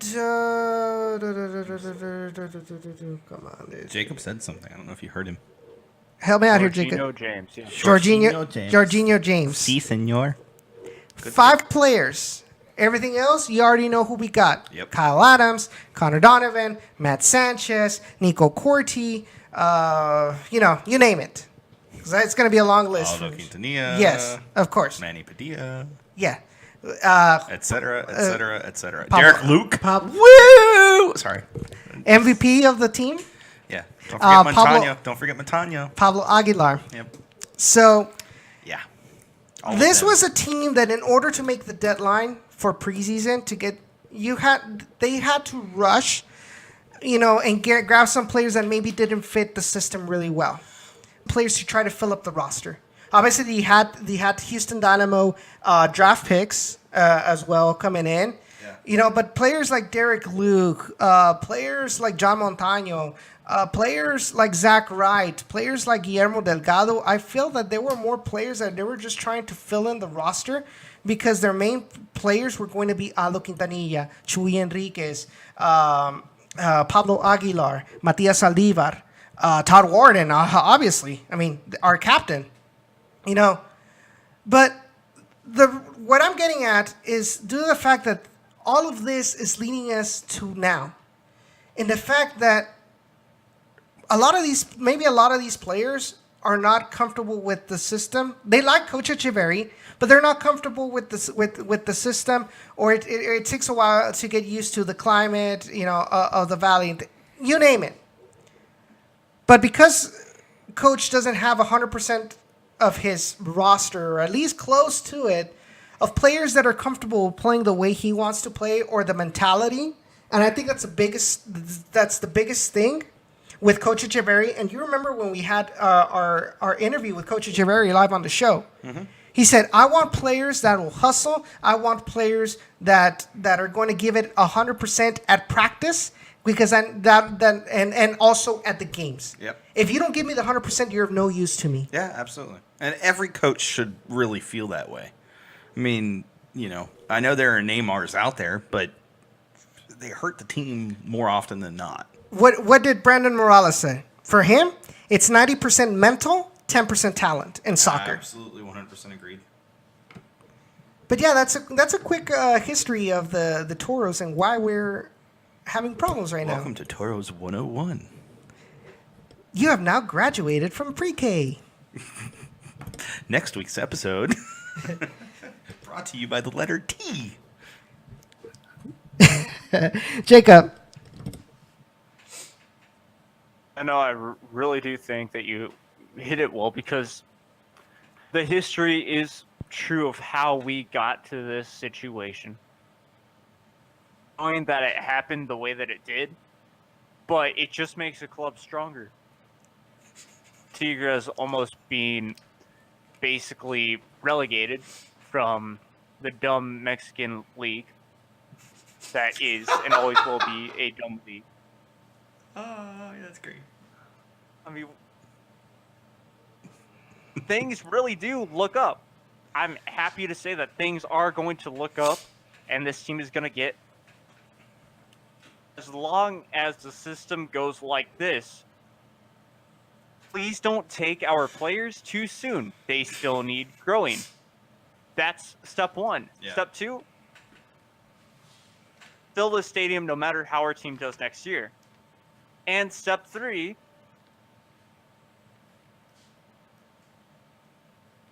there is no step three. Step It's just 3, really two question steps. mark, profit. I understood that reference. That was great.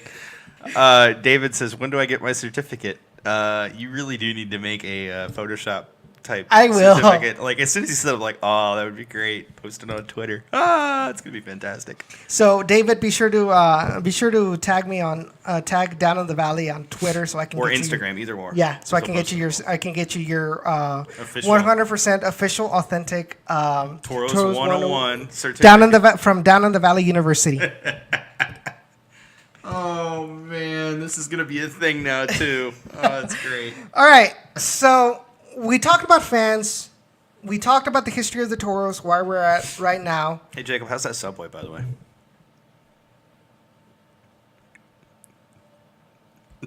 Caught him off guard. Well, I didn't hear anything that you said because Discord loves to cut off. Oh, I asked how that Subway was. Long story short, I didn't go to Subway, Oh, and no. Now I feel bad. So I went back home, and my parents brought pizza, so they were able to get into the neighborhood after that whole situation. So I had pizza instead. Oh, there So you go. Pizza was pretty good. Nice. I'm now hungry, thanks. There's still course pizza I from have. yesterday. I know. I'm still hungry, thanks. So, we talked about fans. We talked about the history of the Toros, why it's important to understand it, and important to kind of get. Can I? Yeah. Can I? So, one of the things that we said, right, is that, or I've said, and I said it with Dynamo, and I'll say it I keep saying that. Man, why I keep saying that? Well, it's because it's true. There are positives to take away from this season moving into next season, right? Yes. Even with the crappy result of this season, there are still things worth looking at and lights in the darkness, if you will. And one of those is what has happened with Cantu and what he's done this season towards the end of the season to make changes to the front office to improve fan relations, to improve customer-client engagement, to improve community engagement, to improve social media engagement, to improve all of these things, to improve transparency. And I think they are being more transparent. If you take a look at what they've done recently, they're trying to be more transparent to some extent. Some things they can't be transparent on, but that's neither here nor there. But it's a different. To me, it feels different now. I don't know if you get that feeling now that this change has happened and Bert's gone and a few other people are gone and these other people have come in. But it feels more, not necessarily open, but it feels like they're embracing this idea that things can be better and we're going to be better. And you said it earlier. That was something that you said earlier. And I can't help but get excited when I hear those types of things and when I feel that. When you feel that Cantu is engaged and Cantu wants a team that's good and wants to be a good organization. And I don't mean just good in terms of, goody two-shoes good and doing all the right things, but good as in, on the pitch good. That speaks to an owner who cares about what's going on. And I don't know how many times I've heard people say the front office doesn't care, whether it's Dynamo or RGV. And just like we did with Gerson earlier, talking about, the one guy who called out coach. I think the same thing is true about the owner at this point. You can't say that he's trash or he doesn't care. He cares. There's no doubt about that. And so, if there's anything that listeners and fans get out of this season, it's that you have an owner that's committed to seeing improvement. And that speaks volumes to what the future holds for this team.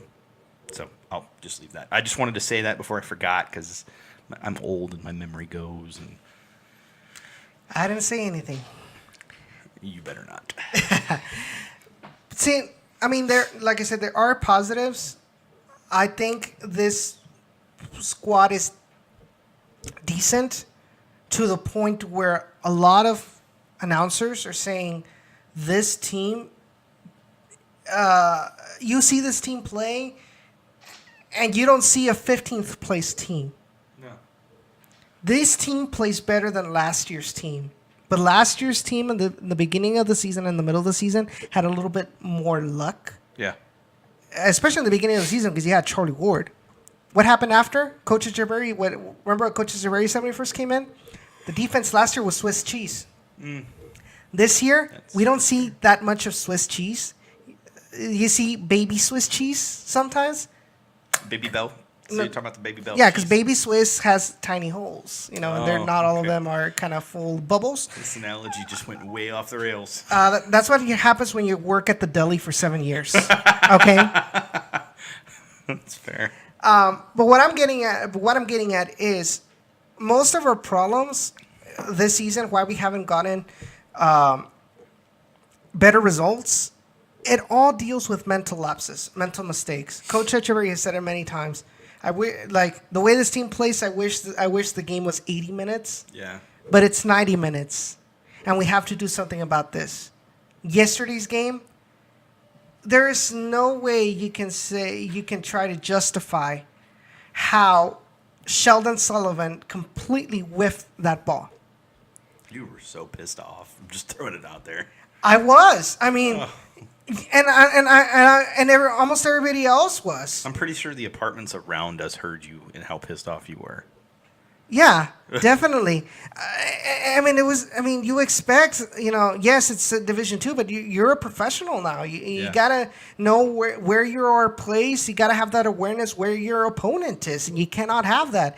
Poor Tyler Derrick, all he could pretty much do was put his arm out and see if he can at least try to get to and intercept the ball. But the guy hit a pretty powerful shot. Yeah. Don't understand, why. The own goals by Connor Donovan in the beginning of the season. I believe Mike Watts said something that out of all the games that we've tied or lost in the last couple of minutes due to mental mistakes, and this is going into what if territory, but he said, if they were to have won those games like they were, or at least tied them, could have easily been at 57 points right now, around there. Yeah. Which means if we can find players that are going to be mentally aware, 90 plus minutes, then this team has the basis to be a very competitive team. Yep. But we need players that are mental 90%. Now, I'm not sure how you can develop this mental awareness. I'm not a coach. Only Jerson and Echeverry or people that have been in this area know how to do it, if you can even do it. It's also something that takes time, and it takes confidence. And I feel like this team, because of the struggles early on, their confidence was just shattered, and they're going to need the offseason to kind of regroup and recoup. And I do think you bring one or two more guys in the back line in to kind of solidify things and strengthen things, but I think it is something that Gerson can deal with in the off season going into next season. It's something very difficult to deal with mid-season. It just is, because players are already in their mental state that they're going to be in kind of for the whole season. So I do think it's something that can improve in the off season. Yeah, I mean that's a positive right there. I mean, I just hope, like we said before, that we're able to keep most of these players that have shown to be, a valuable asset to this team. I mean, the coach is doing fine. The fact that these changes in administration are bringing in some positive things. However, something that was brought up to us today that I really want to get your opinion, Jacob, or your opinion, Sean, on this, because this is a PR kind of thing, and dealing with, you've had experiences with the Houston Dynamo, things like that, but today on Instagram, it came to my attention that RGVFC's official Instagram posted a picture citing an article that they wrote. Talking about how Chuy Enriquez saw it as very huge motivation to be able to see his family and friends cheering him on, especially when he was over there at the West Coast, because he's from California. When I go and look at the comments, all I see are people saying, "Why did you delete my comment?" So I go in there and I ask, "Hey, well, what's going on here?" And they're like, "Well, I posted this, this, and this, and they deleted my comment." And I know they said it themselves. This is a comment that was pretty much, kind of criticizing this team. Inflammatory. It was inflammatory, that specific one. He told me specifically, what he said, and I'll go ahead and read it to you, and you guys be the judge of this. He says, come on. All right. He says that he wrote, "What is your normal level?" Because the quote says, "Having my family in the stands motivates me to perform at an even better level than I do because it is a special occasion for me." That was a quote by Chuy Enriquez on the article. And he says that this user, Rafael M. Toledo, says, "What is your normal level, LMAO? I guess you should start bringing all the other players' families as well to see if it motivates them to win something. The stands always sound like a library. I might go to again." And it says that it was removed. Another user had the same thing. Now, if you were a community manager, a social media manager, do you see this comment as something that you would say, yeah, I delete it? Yes, and there's only one reason why. Because Chewy's talking about his family are reading those comments. So fans need to remember that when it is something like that, it is inappropriate to lash out at a guy. I'm just being real here, guys. Like, be human beings for once and stop being jackasses. On that note, the Houston Dynamo don't remove comments or anything to any of their articles or posts or tweets or whatever. Trust me, Ben sees them all. I have asked Ben, and Cisco will confirm. He said, "Yeah, oh man, I some days I put the phone away because I don't want to read them, but I don't remove them." So on the flip side of it, I don't think they should ever be removing comments, but fans need to take a step back and not be assholes about it. Like, really seriously, 100%. Like, you can criticize the team on Twitter, and I get that. But when it's about a guy's family, that's another level. And I realize he didn't necessarily directly attack his family, and he was going after the effort he was putting in outside of this quote-unquote match. But my problem is the family is still included in that post, so therefore they're reading the comments. I mean, and they're minimizing the effect that his family has on Chuy Enriquez, because he also adds like, "Oh well, they're professionals. It's inexcusable because they get paid to play for their top level." And also here's my problem though. Okay, right? You could say that and asshole shut up. But at the end of the day, how many players in the NBA, in the NFL, in MLB, in professional soccer have said, "Oh, when I play a team that I used to play for, oh man, it motivates me to play harder"? Every one of them. The reason I'm so pissed off about this is because the guy was trying to make the point that, man, I was more motivated than normal. Look, that's a natural reaction. I'm being real with you guys. That's a natural reaction. It's totally okay to have that reaction. It doesn't mean he wasn't giving 100% before. It just means he had that little bit of extra emotional and psychological motivation to push through and push harder because his family was there. It's okay. Professional athletes are people. They're not superhuman cyborgs. Yeah. They're people. They're going to be emotionally motivated and psychologically motivated by things that you're like, man, that should never be the case. And I mean, it's not like you can say like, "Oh, well, at my job, I always give my 100%." It's never the case. No. And he's like, "No, well, they're professionals." Yeah. And he also said like, if any other job, if you mess up once or twice, you get fired. Like, and when trying to school him and say, wait, hold on, you'll enjoy this. I have one word, actually. 5 words. President of the United States. We can continue now.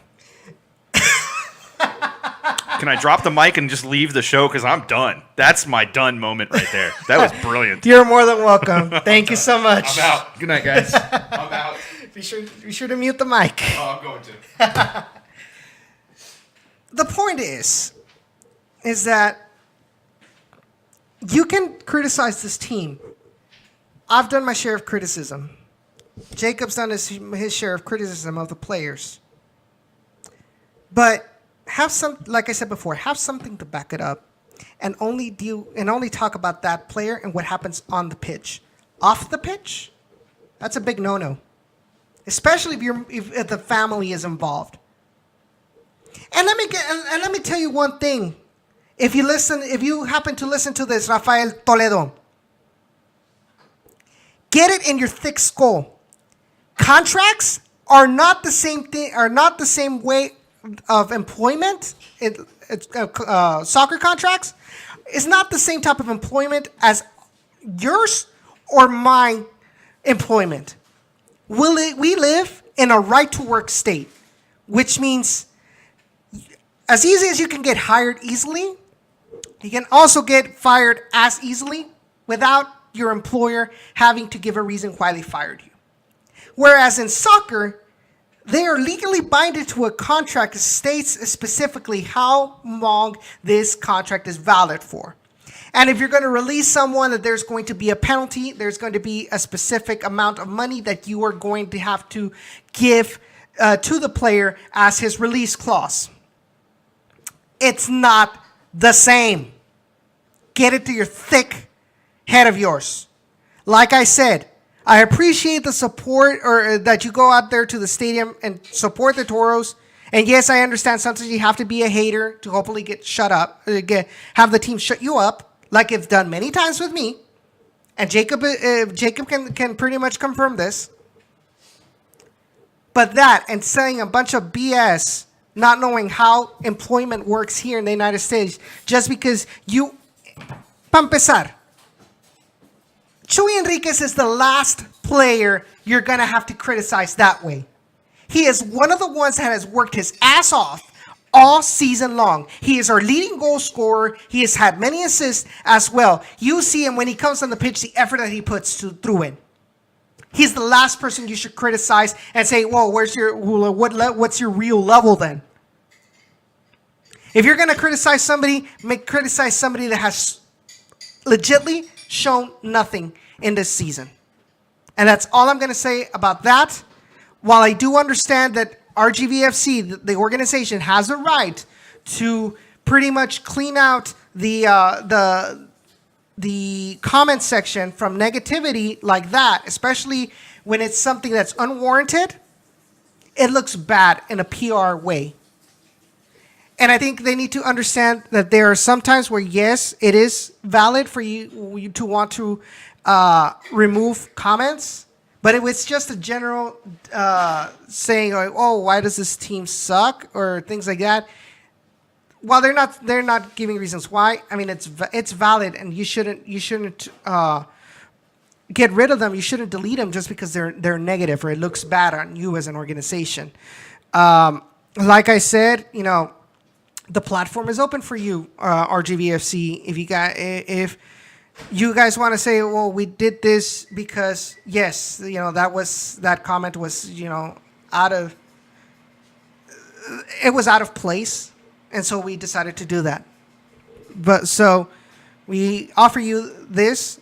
We'll talk a little bit more next week if we do have someone on to talk about it and give their explanation and kind of let the fans hear from them that they are listening to us, and they do see their negative comments and that they're working to try to make things better from the things that they can't control, and that is the stadium, the experience at the stadium.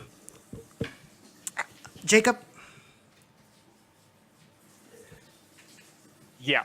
I mean, going back to the Chewy thing, because yes, you did hit it right on the head. Because Chuy Enriquez, yeah, that's one guy that you can't get after. Because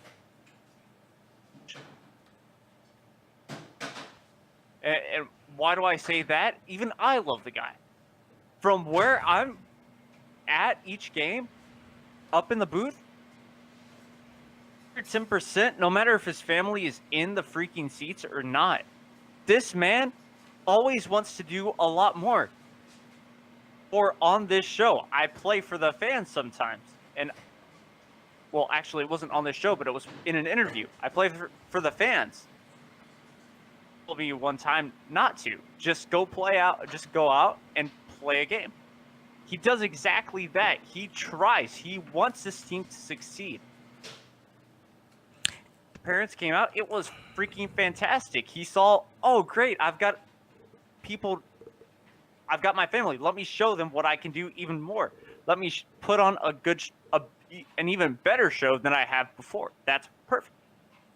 It'd be great if somehow RGVFC could get every single family down for like a road game or even a home game.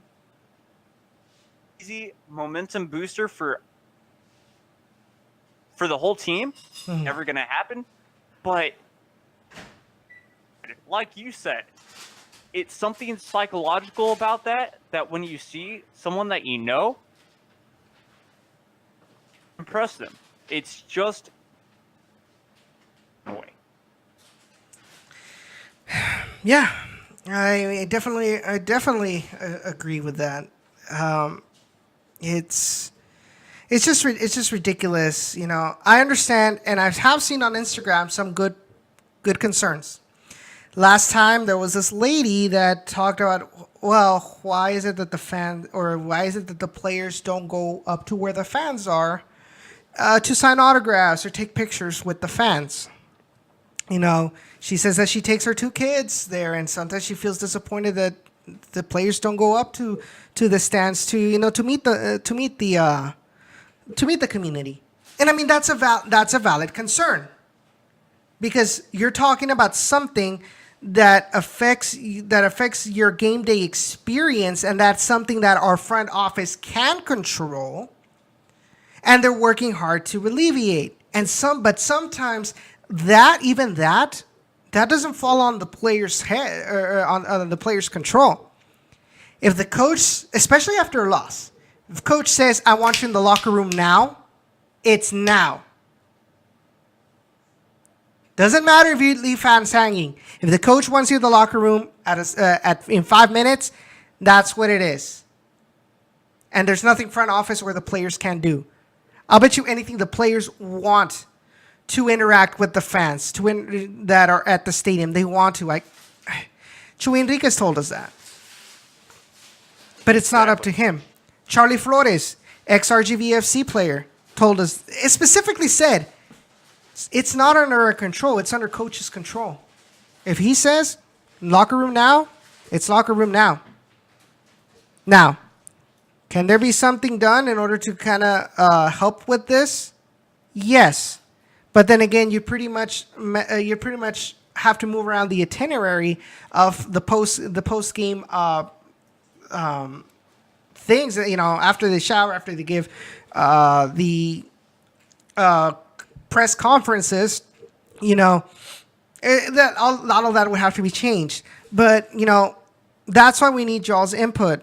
What do you see? What are your concerns, especially at the stadium? Blah blah blah, and then we can voice it to them. I can easily say, hey, tell the guys at RGV, hey, you know what? This came up, which, by the way, they saw that comment. They told me. They saw that, and they understand what's going on. And they're going to try to do whatever they can to try to make it, to try to alleviate that concern. Like I said, it will have to take some moving around. They will have to analyze to see if it is plausible or not.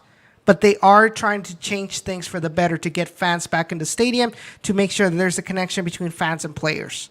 Because they know that is something that is lacking right now.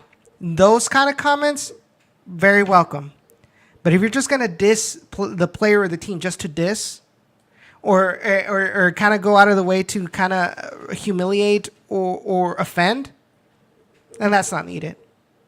Now, it's up to their discretion. I mean, I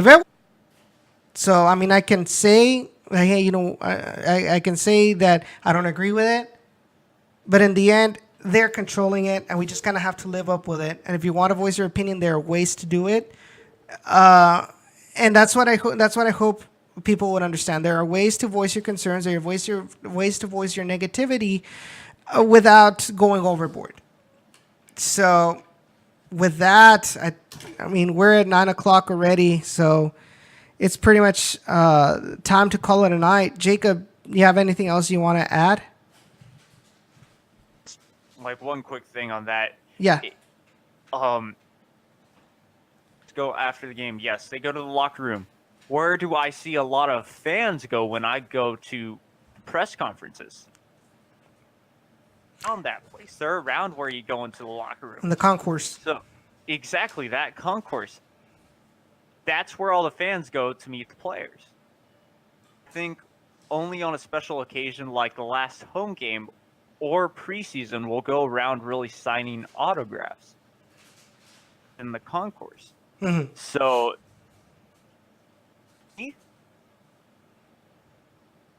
RGVFC, the front office, they're doing a fantastic job with that. They can only make those special occasions happen more and more. But if you want to meet the players to get a couple of autographs after the game, for sure, try the concourse. That's a key place to go. And they'll stop. They'll stop and take pictures. They'll stop and sign autographs unless, like I said, they're extremely hurried by the coach. But more often than not, even like I've seen, even with the loss, like I believe last time that I went there, we lost. Who was it? Oh, against OKC. You still had a couple of players stop, say hi to the fans, and take a couple of pictures with them. So you just have to be there. I know, and the fact is, the way the stadium is designed, it's pretty much different because other stadiums, well, they just walk up to like where the stands begin, and they just get on the rail and take pictures with them from there.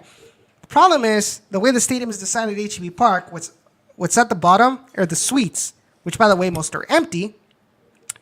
So most of the regular fans, they're one story high up, and it's a bit of a chore having to go through the concourse, go up the stairs just to get an autograph. The best way to do it, exactly. So Sloth says a lot of the times they also go where Stampede is, and they'll do it. They'll do meet the fans there. Now, is there room for improvement? Yes, we've talked about it before. Meet the team night for season ticket holders. More activities for season ticket holders that involves getting the players involved in the community. More getting these players out there, and they're starting to do it. They're getting these players out to the radio stations and conducting interviews in their local radio stations and with Telemundo. I mean, just today they had Robert Castellanos in Telemundo. So they're starting to do that a lot more.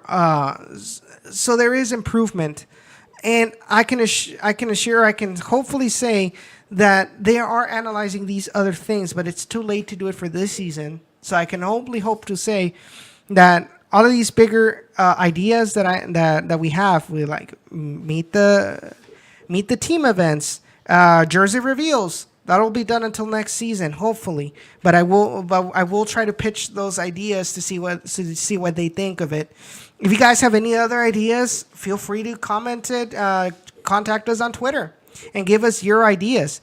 We want to be the voice of the fans, and that's what we're gonna do. So tell us what your ideas to make this team better, and if it's something the front office can control, we'll send it out to them and see what they think.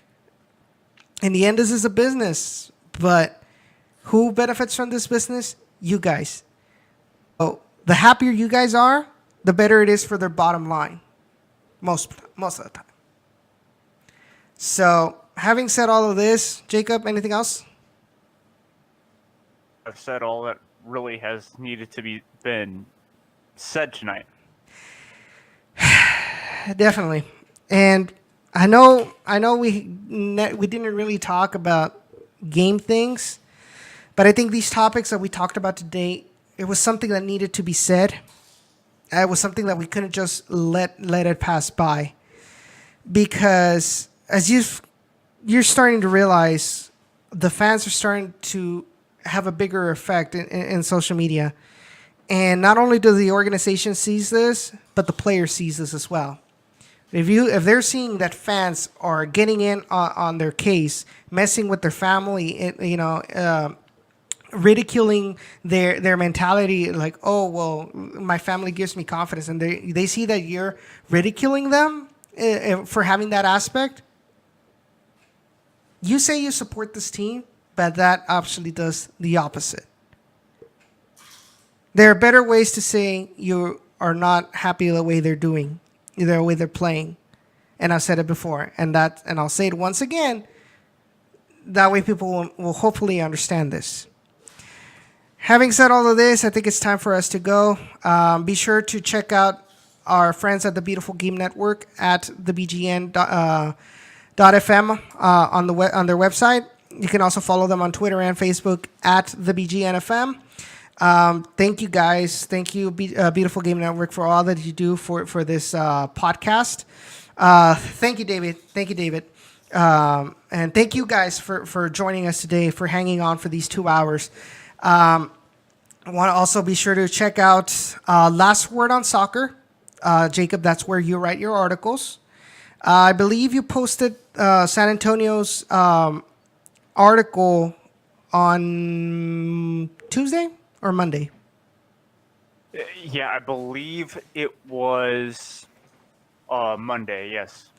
So be sure to check out Jacob's articles at Last Word on Soccer on their website. And what's their Twitter, Jacob? I believe it's at LWOS. If not, then it's just type in the search bar Last Word on Soccer and it should pop up. It is Last Word SC. At Last Word SC. But we will be retweeting any articles that come up on Last Word on Soccer, as well as the Beautiful Game Network written, which are done by our correspondent, Rey Silva. Also be sure to check out down on the RGV.com, where I will be writing my articles in English. And in Spanish, be sure to check out mentefutbolera.com. I will be writing about the Houston Dynamo and the Toros for them in Spanish. Be sure to also check out Down in the Valley Gaming. I did upload last night a video, but today while I was watching it, I realized that there were some mistakes that I need to fix. So I'm going to have to re-edit it and re-upload them. But there is a new video, Rocket League, that we played, that Callow, Sean, and I played last week. I will be editing as well a new The Crew 2 video that I haven't gone around to editing yet, but I will do so by the end of next week. So be sure to subscribe to Down in the Valley Gaming. And hopefully we can have some Minecraft that Sean recorded earlier today. And hopefully we can have, what I want to do, guys, I know it's a little bit late, but what I want to do is create a ultimate or pro clubs team out of fans, RGVFC fans. And Rene, my friend Rene Gallegos, who we had about 3 weeks ago on the show, talking about his pro clubs team, where they're pretty much representing RGVFC in the eFIFA competitions. We want to do something like that with Down in the Valley fans, with RGVFC fans. Right now, we think we only have Xbox. I have PC. Jacob has a PC as well, and I believe Xbox, right? Or PS4? For FIFA. This is where I really enjoy playing it. And which one again? It kind of cut out. Xbox. Okay. So we want to do something like that, have something fun for the fans, and, just enjoy ourselves as a fan base. So be sure to keep in tune on that. We want to, when we have more details about that, we will let you all know. Be sure to check out the Beautiful Game Network sponsor, which is Roughneck Scarves. Be sure they are the official scarf supplier of USL, MLS, and NCAA. Check them out on their website, roughneckscarves.com. Be sure to also be on the lookout for our podcasted version of tonight's show on SoundCloud, and then the day later it will be available on Google Play Store, iTunes, and Stitcher. And be sure to subscribe to those to us on those streaming platforms, podcast platforms. It really helps out a lot. My name is, before I go, obviously, thank you so much for hanging on. Really appreciate you, Johnny, for calling. Sloth, David, Cisco, as well as Ray, of course, who joined us for a while. Thank you all for participating in the chat. Really, really appreciate it. If you liked this video, be sure to leave a like, share it with your friends, and subscribe to the channel if you haven't done so already. Thank you so much, Sloth, and hopefully I can get to meet you this Saturday at HEB Park. Let me know so we can say hi and kind of talk a little bit more. Whether you want to be with, I know Jacob, you probably are not going to be there, but either Ray and I will be there at the stadium. So if you guys want to drop by and say hi, you're more than welcome to. That's it for tonight's show. We'll see you next Thursday. By the way, big announcement: we are moving down in the valley to Thursdays to try to eliminate this inconsistency of airtime dates or days of the week. So we decided to just avoid making it more complicated than it should be. We're moving it to Thursdays at 7 p.m. on Down in the Valley's channel, youtube.com/Down in the Valley. Thank you so much for everything. Thank you, Jacob, for coming on the show. We'll see each other next week, next Thursday at 7 p.m. And take care, and hashtag we are Toros, hashtag somos Toros, and hashtag siempre fiel. Take care, and we'll leave you with a little bit of music if I can find what I want. All right, here you go. Good night, guys.